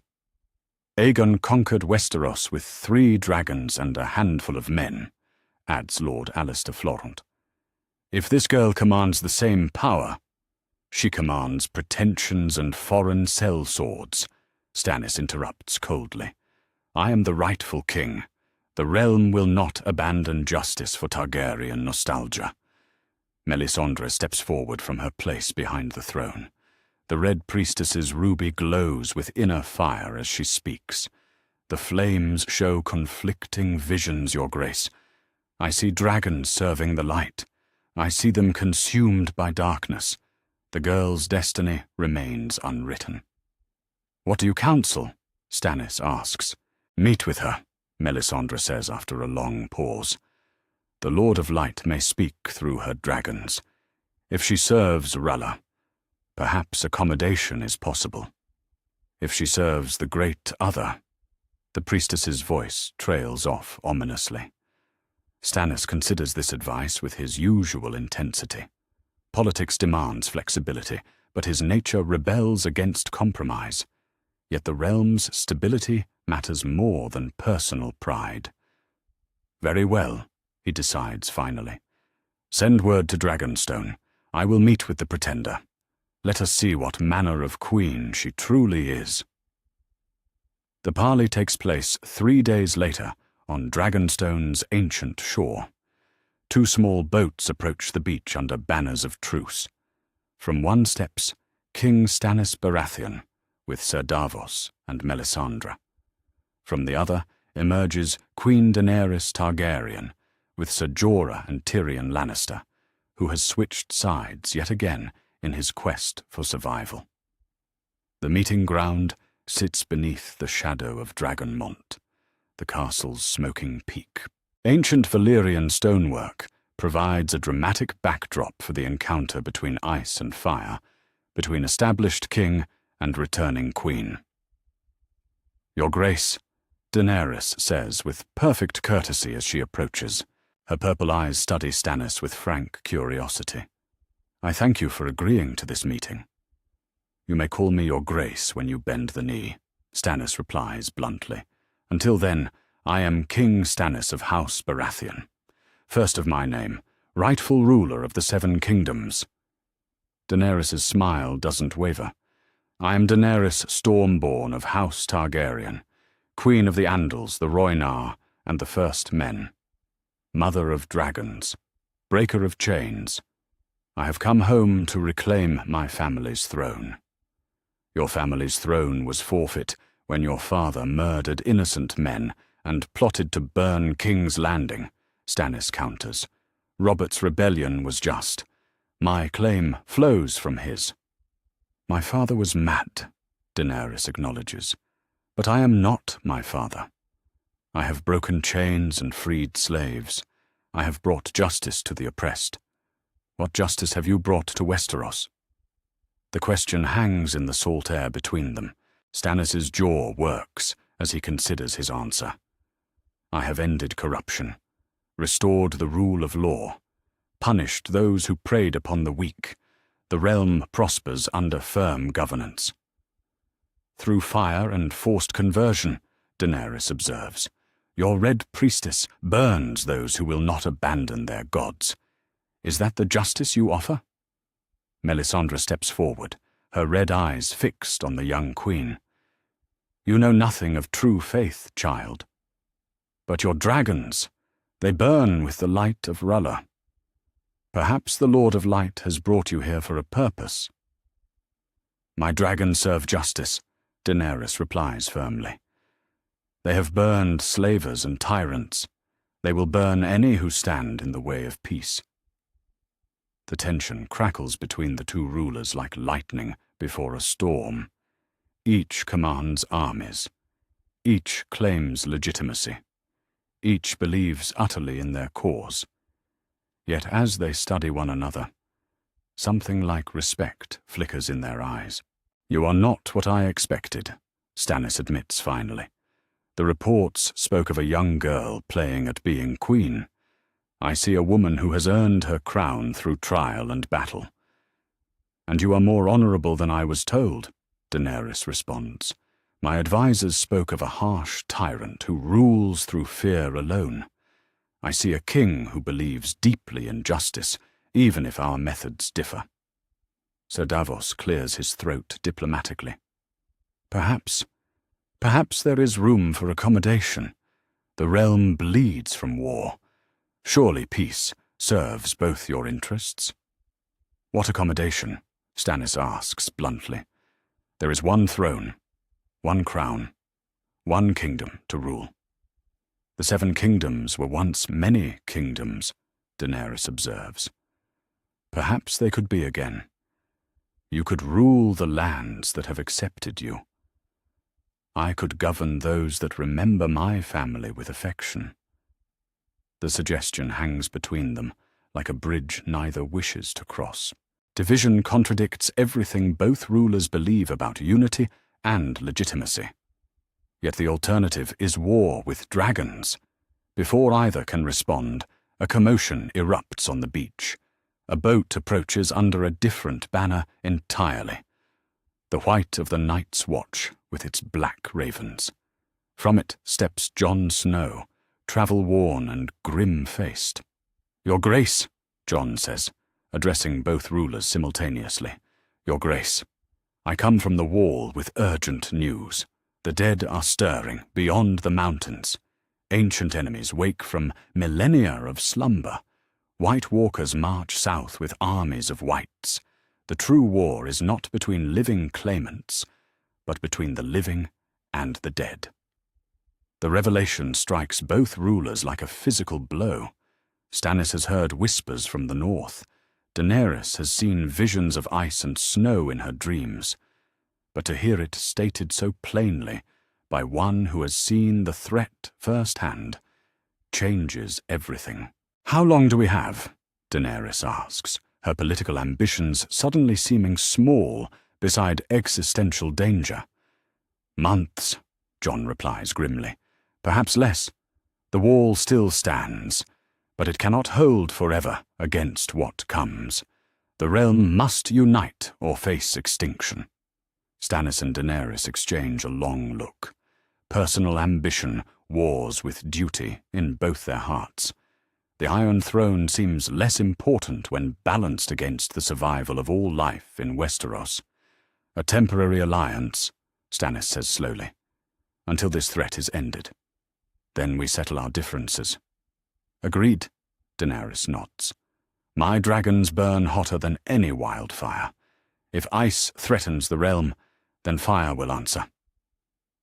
As the sun sets over Dragonstone, two rulers who came to the meeting as enemies shake hands as reluctant allies. Above them, dragons circle in the darkening sky. Before them stretches a war unlike any the Seven Kingdoms have ever known. The Game of Thrones pauses in the face of something greater. Ancient magics stir. Prophecies approach fulfillment. And in the far north, something cold and implacable begins its final march toward the lands of the living. Ice and fire have met. Soon they will be tested against the darkness that seeks to consume them both. The alliance dies in blood and fire. What began as hope crumbles into ash within a fortnight of the Dragonstone meeting.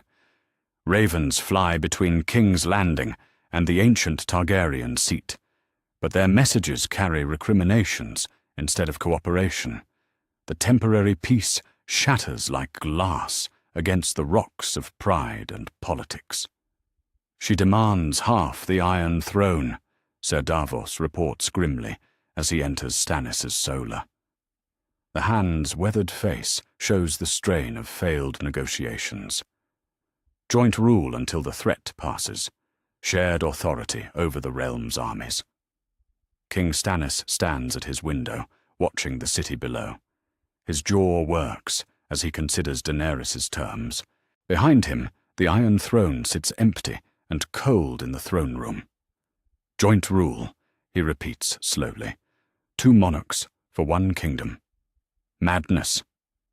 She has dragons, Your Grace, Davos reminds him quietly. And supporters in Dawn. Half a kingdom is better than a burnt kingdom. Half a kingdom is no kingdom at all, Stannis replies coldly. I am the rightful king. I will not share my crown with a Targaryen pretender, no matter what beasts she commands. On Dragonstone, Queen Daenerys receives similar counsel from her own advisers. The Great Hall echoes with heated debate as her supporters argue for war while others counsel patience. The usurper refuses all reasonable compromise, reports Ser Jorah Mormont. He demands your complete submission in exchange for a minor lordship on some distant island. His pride blinds him to necessity. His followers whisper that you serve the Red God poorly, adds Tyrion Lannister, ever the political strategist. They say your dragons burn too hot for Rulla's purpose. Religious division poisons any chance of alliance. Daenerys sits upon the ancient Dragonstone throne, her purple eyes reflecting the flames of braziers burning around the hall. Above, her dragons roost in the castle's highest towers. Their presence fills the air with menace and promise. Then we remind him why dragons are feared, she decides finally. If Stannis Baratheon will not bend the knee, he will burn. The White Walkers can wait until the realm has one true queen. The attack comes at dawn on the first day of winter. 3 dragons rise from Dragonstone as the sun paints the sky blood red. Their wings beat thunder as they soar toward King's Landing, carrying vengeance and dragonfire to the capital of their ancestors. Drogon leads the assault, black scales gleaming like obsidian. His roar echoes across Blackwater Bay as he breathes fire over the harbour. Ships burst into flame. Docks collapse in burning ruin. The smell of smoke and death fills the morning air. Behind him fly Rhaegal and Viserion, green bronze and cream gold. They attack the city from different angles, their flames setting the Sept of Remembrance ablaze again. The few remaining followers of the Seven flee screaming as their rebuilt sanctuary becomes a pyre. In the Red Keep, King Stannis receives the reports with characteristic calm. "How many ships?" he asks Captain Bronn as the City Watch commander rushes into the throne room. "Half the royal fleet, Your Grace," Bronn replies, his scarred face grim. "The dragons came out of the sunrise. Our crews never had a chance." Stannis nods grimly. "Evacuate the civilians. Open the gates. Let any who wish to flee the city do so." He draws his sword, the blade singing as it clears the scabbard. "But I remain. This is my throne, my kingdom, my duty." Queen Selyse enters with Princess Shireen, both women pale with fear. "Stannis," Selyse says urgently. "The Maester says the dragons approach the castle. We must flee while there's time." "You must flee," Stannis corrects firmly. "Take our daughter to safety. I have a duty to fulfill here." "Father, please," Shireen begs, her scarred face wet with tears. "Come with us. The throne isn't worth your life." Stannis kneels before his daughter, taking her small hands in his calloused ones. "The throne represents justice, my dear. Order. The rule of law. If I abandon it now, what message does that send to the realm?" He kisses her forehead gently. "Be strong. Be just. Remember that duty comes before desire." Sir Davos approaches with a small escort. "Your Grace, I have horses ready at the eastern gate. Princess Shireen will be safe with me." "Guard her with your life," Stannis commands his oldest friend. "She is my legacy, my heir, the future of our house." As his family flees through the burning city, King Stannis returns to the throne room. The Iron Throne waits for him, twisted metal that has known the touch of kings for 3 centuries. He climbs the iron steps and sits, sword across his knees, waiting for the dragons to come. The walls shake as Drogon's roar echoes through the castle. Stone cracks under the assault of dragonfire. Tapestries burst into flame. The very air grows thick with heat and smoke as the Mother of Dragons brings war to the heart of Westeros. Melisandre enters the throne room as the ceiling begins to smoulder. The Red Priestess carries no torch, for flames dance around her hands without consuming them. Her ruby necklace glows like a star as she approaches the throne. "Your Grace," she says, her voice cutting through the chaos outside. "The Lord of Light demands one final service." "I will not abandon my throne," Stannis states flatly. "If the Pretender wants my crown, she can pry it from my corpse." "Not your throne," Melisandre corrects. "Your life. R'hllor requires the ultimate sacrifice to protect what matters most." She looks toward the direction Shireen fled. "Your daughter's future depends on this choice." Understanding dawns in Stannis's steel-grey eyes. The Red Priestess offers him one last chance to serve justice, to protect his heir, even at the cost of everything else he holds dear. The great doors of the throne room explode inward as dragonfire melts stone and metal alike. Through the Inferno steps, Daenerys Targaryen, her silver hair untouched by flame, her purple eyes burning with righteous fury.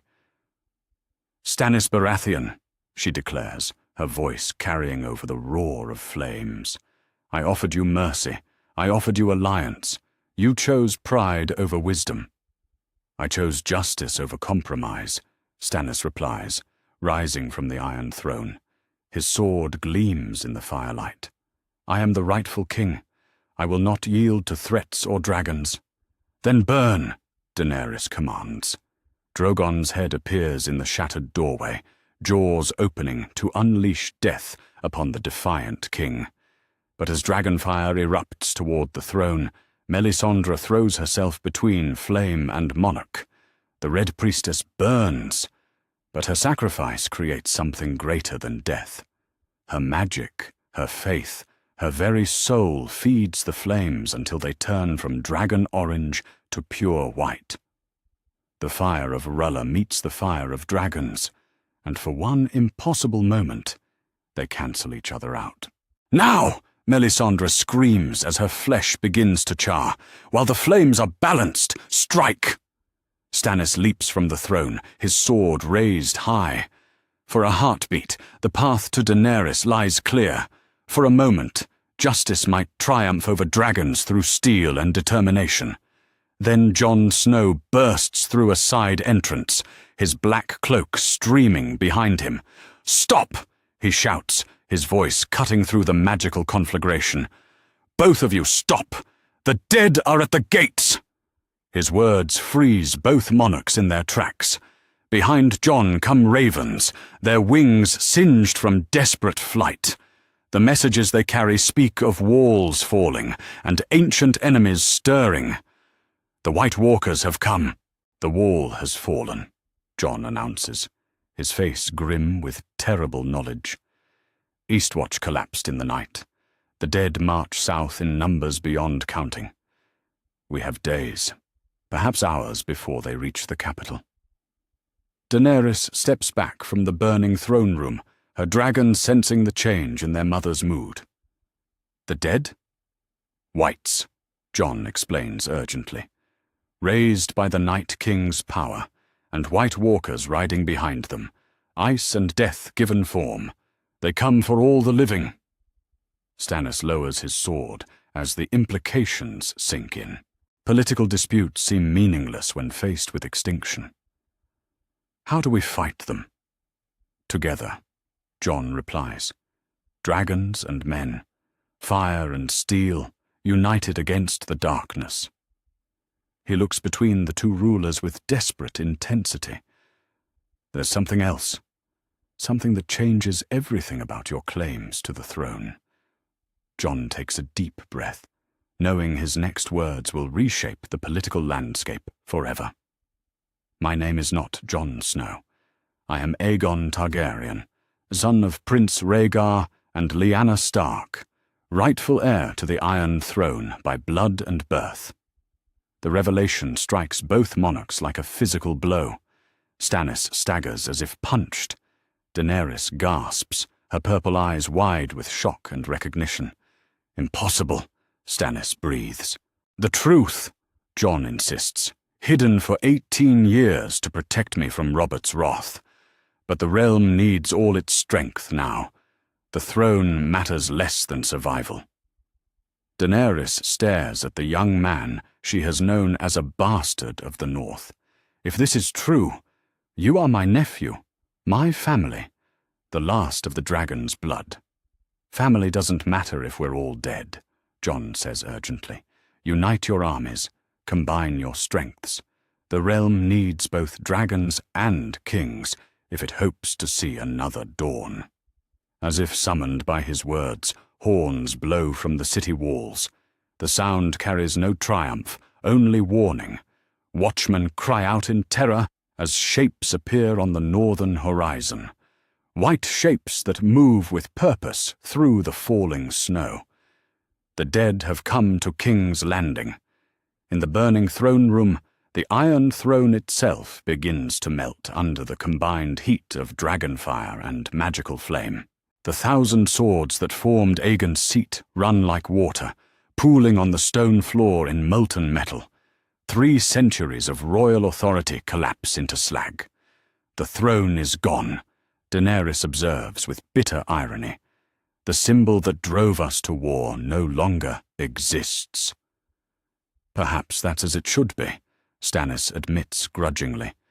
"Let the old ways burn. If we survive what comes next, we can build something better from the ashes." Jon nods toward the destruction around them. "Then let's ensure there's an after to build in. Your Grace," he addresses both rulers simultaneously, "will you stand with me against the night?" For a moment, the 3 blood claimants to the Iron Throne stand united in purpose. Fire and ice and duty combined against the darkness that threatens to consume everything they hold dear. "The dead don't care about politics," Daenerys says finally. "My dragons will burn them all." "My men will stand with yours," Stannis agrees, "until the threat is ended." Outside, snow begins to fall on King's Landing for the first time in living memory. The long night approaches, bringing with it terrors that make human conflicts seem like children's games. But for the first time since this tale began, the realm's defenders stand united. Dragons circle overhead, their flames bright against the darkening sky. Below, armies prepare for the greatest battle in the history of Westeros. The Game of Thrones has ended. The war for the dawn begins. In the distance, Princess Shireen Baratheon rides safely away from the burning capital with Sir Davos Seaworth. Behind them, the Red Keep burns but still stands. Before them lies an uncertain future where the old rules no longer apply. The Iron Throne melts, the kingdom bleeds, but somewhere in the smoke and fire, hope endures.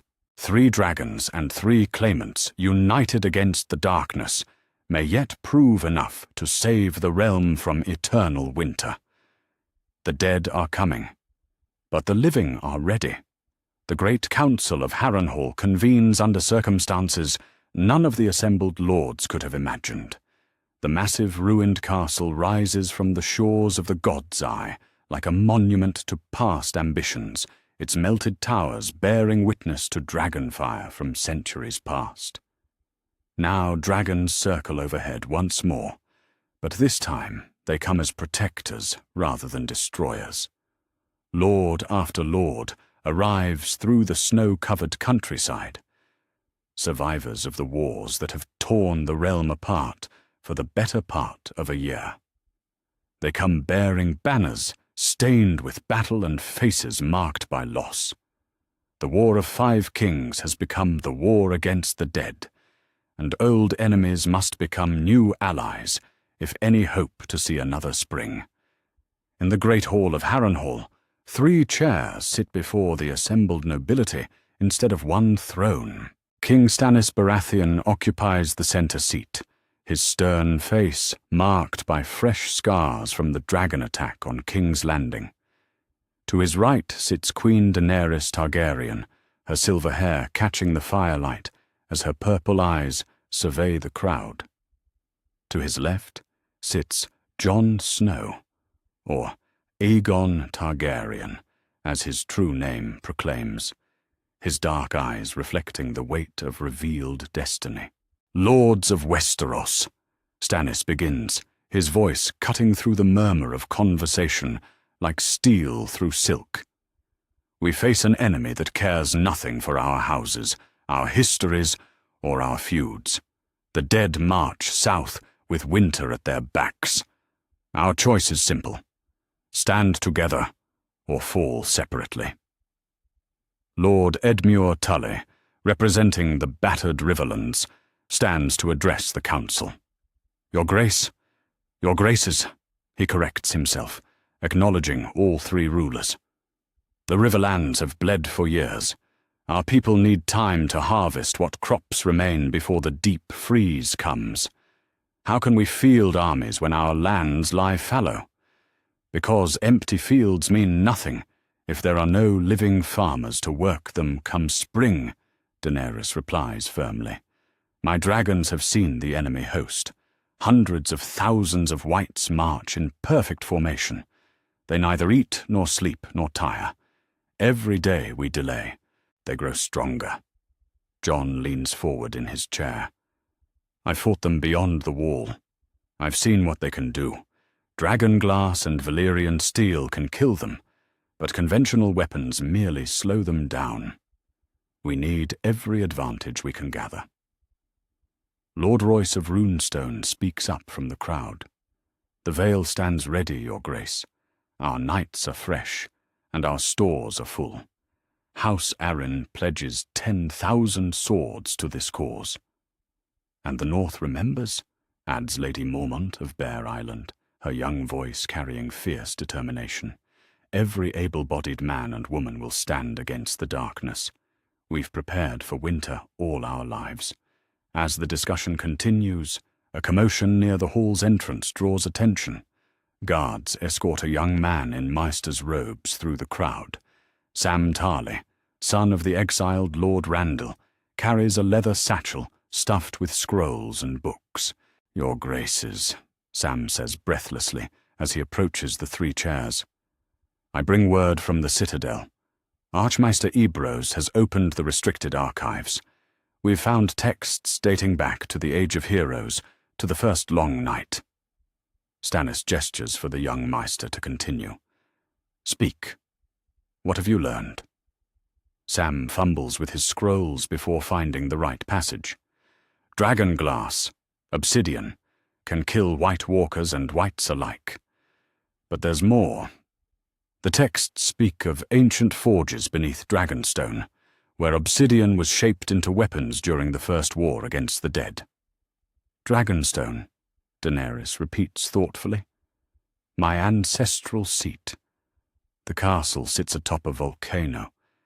If the ancient forges still exist—" "They do," confirms Tyrion Lannister, speaking from his place among the advisors. "I've explored those tunnels myself. Miles of passages carved from volcanic glass. An armory waiting to be awakened." Jon stands from his chair, excitement flickering in his dark eyes. "How long would it take to forge enough weapons for our armies?" "Weeks," Sam replies. "Perhaps a month if we work day and night. The ancient texts provide instructions, but the work will be dangerous. Dragonfire would speed the process considerably." Daenerys nods decisively. "Then Rhaegal and Viserion will fuel the forges, while Drogon and I scout the enemy's advance. We have dragon glass, dragonfire, and dragons. The dead will learn to fear the living." As plans take shape, another unexpected voice joins the council. Bran Stark, carried into the hall by Hodor, speaks with the authority of one who sees beyond the present moment. "The Night King seeks me," Bran announces, his voice eerily calm for a boy of his age. "I am the three-eyed raven now, the memory of the world. He wants to destroy all memory, all history, all hope, but his desire for me can be used against him." "You propose to use yourself as bait," Jon realizes with growing horror. "Bran, you're my brother. I won't sacrifice family for strategy." "You're not sacrificing me," Bran replies simply. "You're using me to save everyone else. The Night King created me to be his enemy. It's time to fulfill that purpose." The weight of Bran's words settles over the assembly like a funeral shroud. To use a child as bait against an ancient evil strikes at every instinct of protection and honor. Yet the alternative is the extinction of all life in Westeros. Stannis breaks the silence with characteristic directness. "What would you require?" "Winterfell," Bran answers. "My family's seat, the heart of the North. If I wait for him there, he will come. And when he comes, your armies and your dragons can surround him." Before anyone can respond, guards bring another unexpected participant to the council. Cersei Lannister, thin and pale from months of imprisonment, still carries herself with queenly dignity despite her chains. "Why is the prisoner here?" Daenerys demands, her hand moving instinctively toward her sword hilt. "Because she has information we need," explains Ser Davos, who had escorted her from her cell. "Information about King Aerys's wildfire, caches that could prove decisive against the dead." Cersei's green eyes survey the assembled lords with bitter amusement. "How the mighty have fallen," she observes. "The Dragon Queen and the usurper king united in desperation. My father would have laughed." "Speak your piece," Stannis commands coldly, "or return to your cell."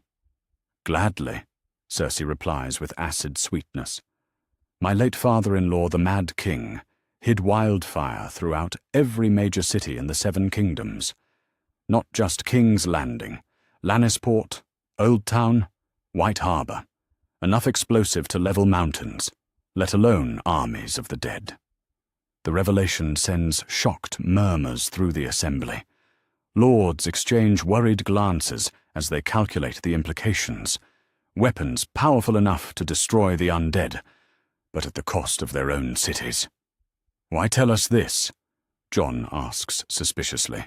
"Because I want my children to survive," Cersei answers simply. "Tommen and Myrcella are innocents. If the dead triumph, they die with everyone else. Better to see them live in your world than die in winter's embrace."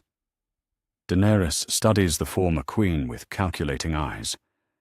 "In exchange for this information, you want pardons for your children." "I want them to live," Cersei repeats. "Nothing more. My own fate is in your hands." The terms are harsh, but fair. Information for mercy. Knowledge for survival. As the council debates, more reports arrive from the north. The dead have crossed the Trident. Ancient castles fall silent as winter claims them. Time grows short. "We have perhaps a fortnight," estimates Lord Commander Ed Tollett of the Night's Watch, arrived from the ruins of Castle Black.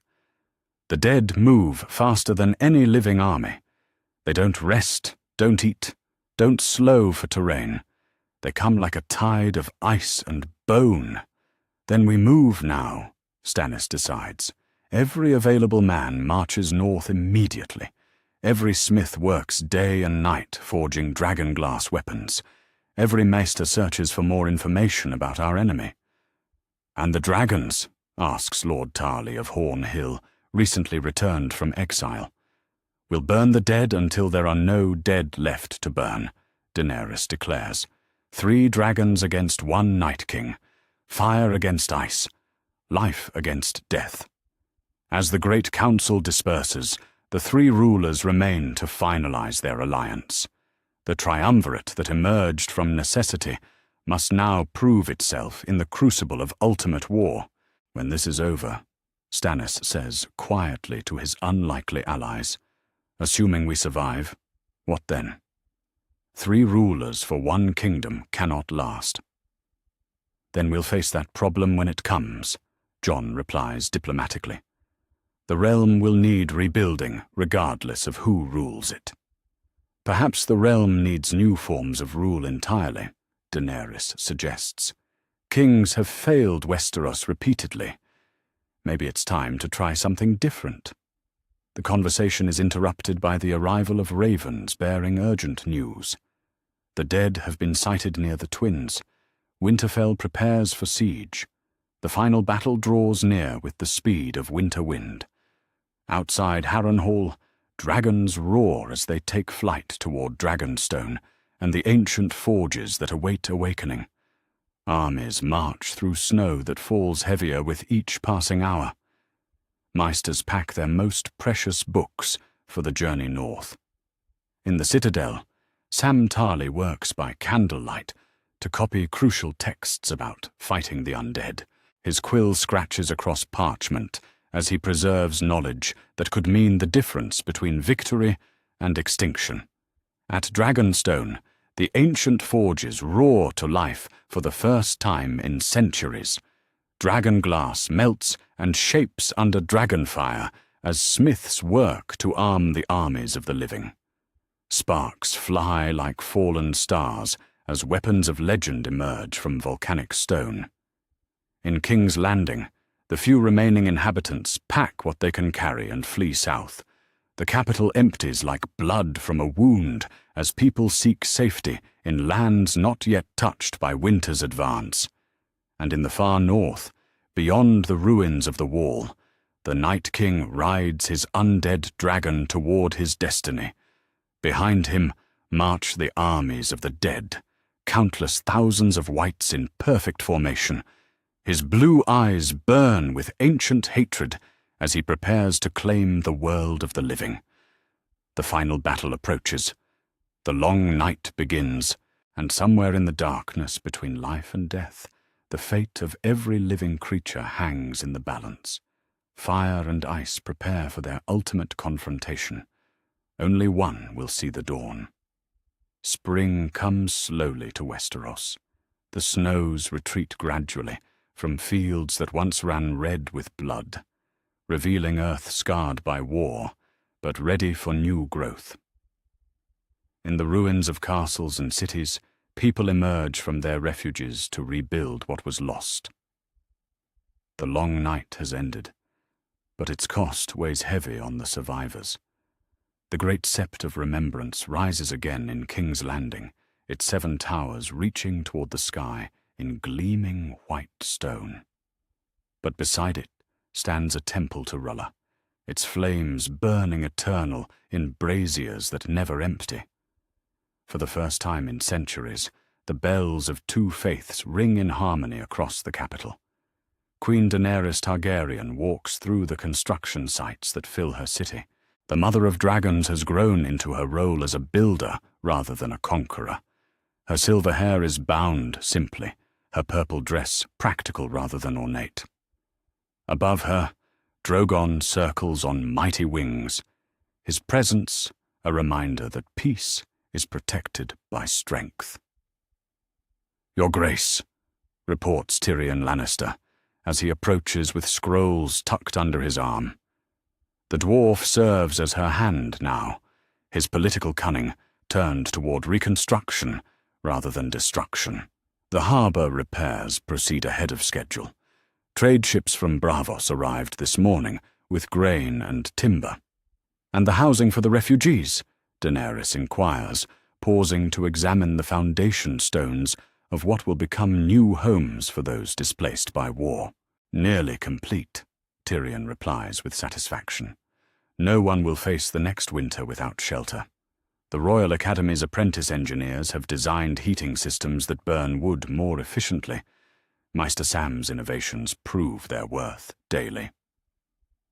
The Royal Academy stands as perhaps the greatest symbol of the New Age. Built where the Dragon Pit once hosted gladiator fights, it welcomes students from every corner of the realm, regardless of birth or wealth. Knowledge serves all who seek it, and the Academy's towers house the greatest library since old Valyria's glory days. In the Academy's main hall, Princess Shireen Baratheon studies maps of the known world with her fellow students. The girl who once lived in her father's shadow now shines with her own light. Her scarred face bears wisdom beyond her years, earned through trials that would have broken lesser spirits. "Princess," calls Maester Sam as he enters the classroom. The young man has found his calling as the Academy's first provost, his gentle nature perfect for nurturing young minds. "Your essay on trade routes impressed the entire faculty. Have you considered pursuing advanced studies in economics?" Shireen smiles, her joy unmarked by the political calculations that once defined court life. "I want to learn everything, Maester Sam. History, mathematics, languages, agriculture. If I'm to help rebuild the realm, I need to understand how all the pieces fit together." "Your father would be proud," Sam observes quietly. "Justice guided by wisdom rather than rigid law." In the Stormlands, that same father rules from Storm's End with a justice tempered by hard experience. Lord Protector Stannis Baratheon has learned that mercy sometimes serves the realm better than harsh punishment. His courts still dispense swift justice, but now they also offer redemption to those who seek it. "Sir Davos," Stannis says, as his oldest friend enters the great hall. "The Onion Knight bears new honours now. Lord of the Rainwood, Admiral of the Southern Fleet, trusted advisor to a man who has finally learned to listen. What news from King's Landing?" "Good news, my lord," Davos replies with a smile that has become more frequent in recent months. Princess Shireen's letters speak of her studies and her friends. She thrives in her new environment. Stannis nods with quiet satisfaction. His daughter's happiness means more to him than any crown ever could. And the harvest reports from the other regions? Promising, Davos confirms. The North expects a surplus this year. The Riverlands have rebuilt their granaries. Even the Reach shows signs of recovery despite the losses at the Battle of the King's Road. The mention of that bloodbath brings a shadow to Stannis' weathered face. So many died for the Game of Thrones that no longer exists. Now the realm governs itself through the Council of Lords, with representatives elected from each region for terms of 7 years. No single ruler holds absolute power. The lessons of the past have been learned in blood and fire. Far to the north, King Jon Snow stands atop the rebuilt Winterfell's walls and surveys his domain. The king in the north rules a people who chose him freely, rather than accepting him by right of birth. His legitimacy comes from service rather than bloodline, and his crown rests lighter on his head because of it. "Your Grace," calls Arya Stark as she joins her brother on the battlements. The girl who once dreamed of being a knight now serves as Jon's spymaster, her skills with blade and stealth put to peaceful purposes. "The harvest festivals begin tomorrow. Will you speak to the people?" "Of course," Jon replies, his breath misting in the cool northern air. They've earned their celebration. 10 years of winter, followed by war, followed by the long night. They deserve to feast and dance, and remember what it means to be alive. Below them, Winterfell bustles with preparation. Banners hang from every window, but they bear symbols of peace rather than war. The direwolf of Stark runs alongside the 3-headed dragon of Targaryen, the crowned stag of Baratheon, and the golden rose of those Tyrell houses that survived the chaos. Unity forged in the crucible of shared struggle. The God's Wood has been expanded to accommodate multiple faiths. The heart tree still stands at its center, its red leaves whispering ancient secrets. But nearby stands a sept with 7 sides, and a temple with flames that never die. The gods may be different, but their message of hope remains the same. In the crypts below, new tombs honor those who fell defending the realm.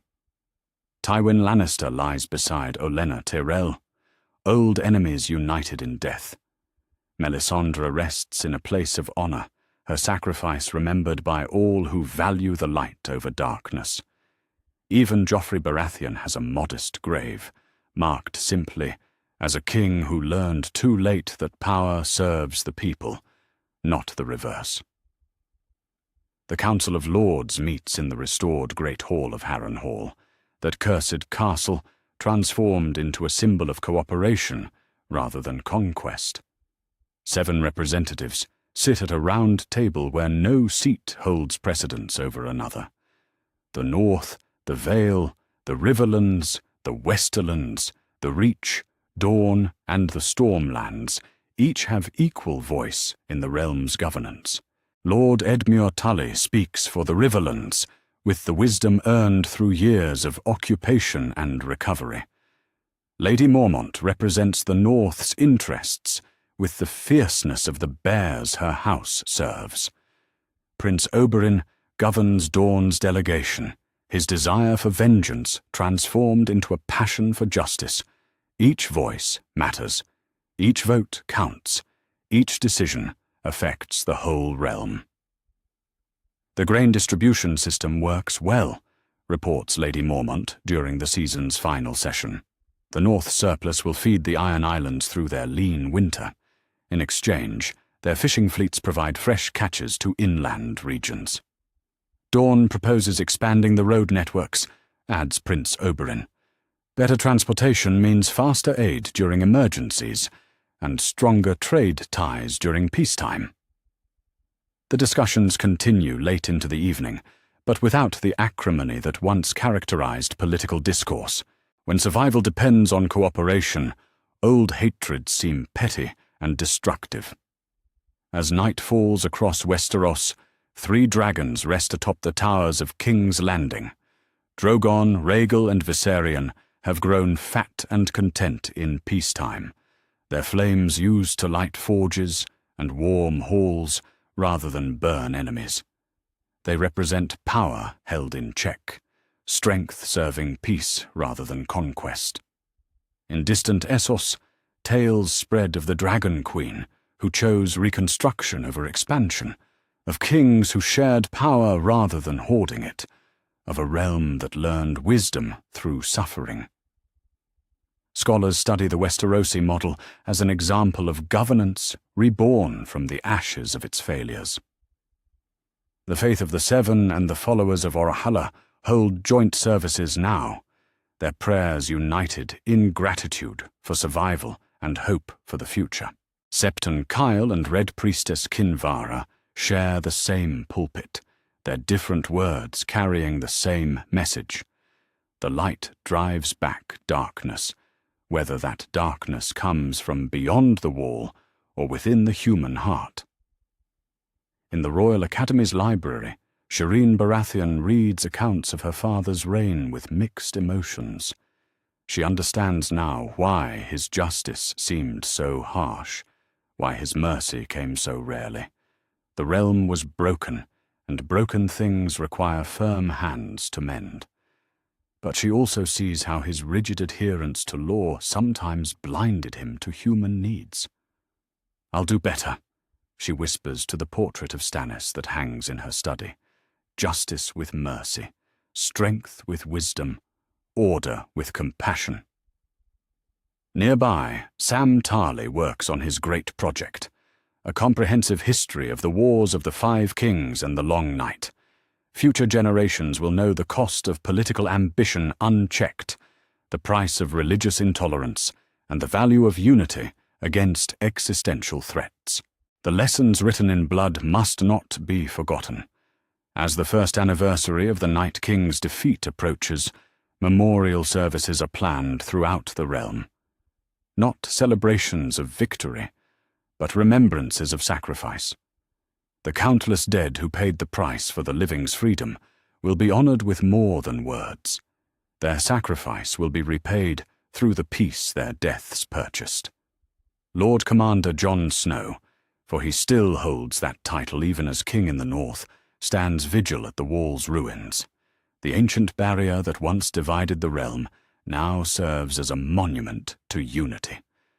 Its broken stones remind all who see them that even the mightiest defenses can fall if the people behind them forget their common purpose. The Night's Watch still exists, but its mission has changed.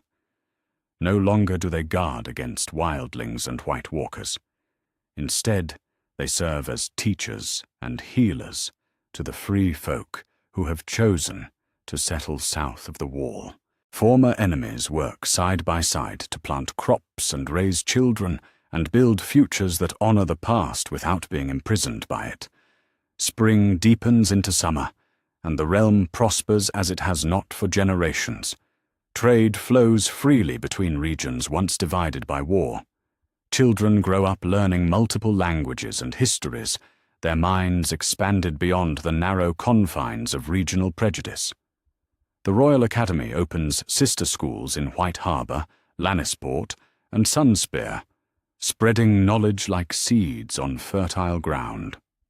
Queen Daenerys receives petitions from across the narrow sea, former slaves seeking refuge, merchant princes proposing trade agreements, scholars requesting access to the Royal Academy's libraries. Her dragons no longer inspire terror, but admiration, their presence a guarantee that peace will be protected with the same ferocity once used for conquest. In the evening of her life, she often thinks of her brother Viserys and the crown he thought he deserved. Power taken by force lasts only as long as that force can be maintained. But power granted by grateful people endures through generations. The sun sets over Westeros on a realm transformed. The Iron Throne lies melted and forgotten beneath King's Landing, its twisted metal recycled into plowshares and building tools. The Game of Thrones has ended, not with a winner, but with the realization that the game itself was the problem. Children born after the Long Night will know war only through history books. They will grow up in a world where differences of faith and culture are celebrated rather than feared, where knowledge is valued more than bloodline, where service to the common good defines nobility rather than birth or wealth. The wheel has not merely stopped turning. It has been broken apart and rebuilt into something better, a foundation upon which future generations can build dreams that reach toward the stars themselves. In this new world, the dawn never truly ends.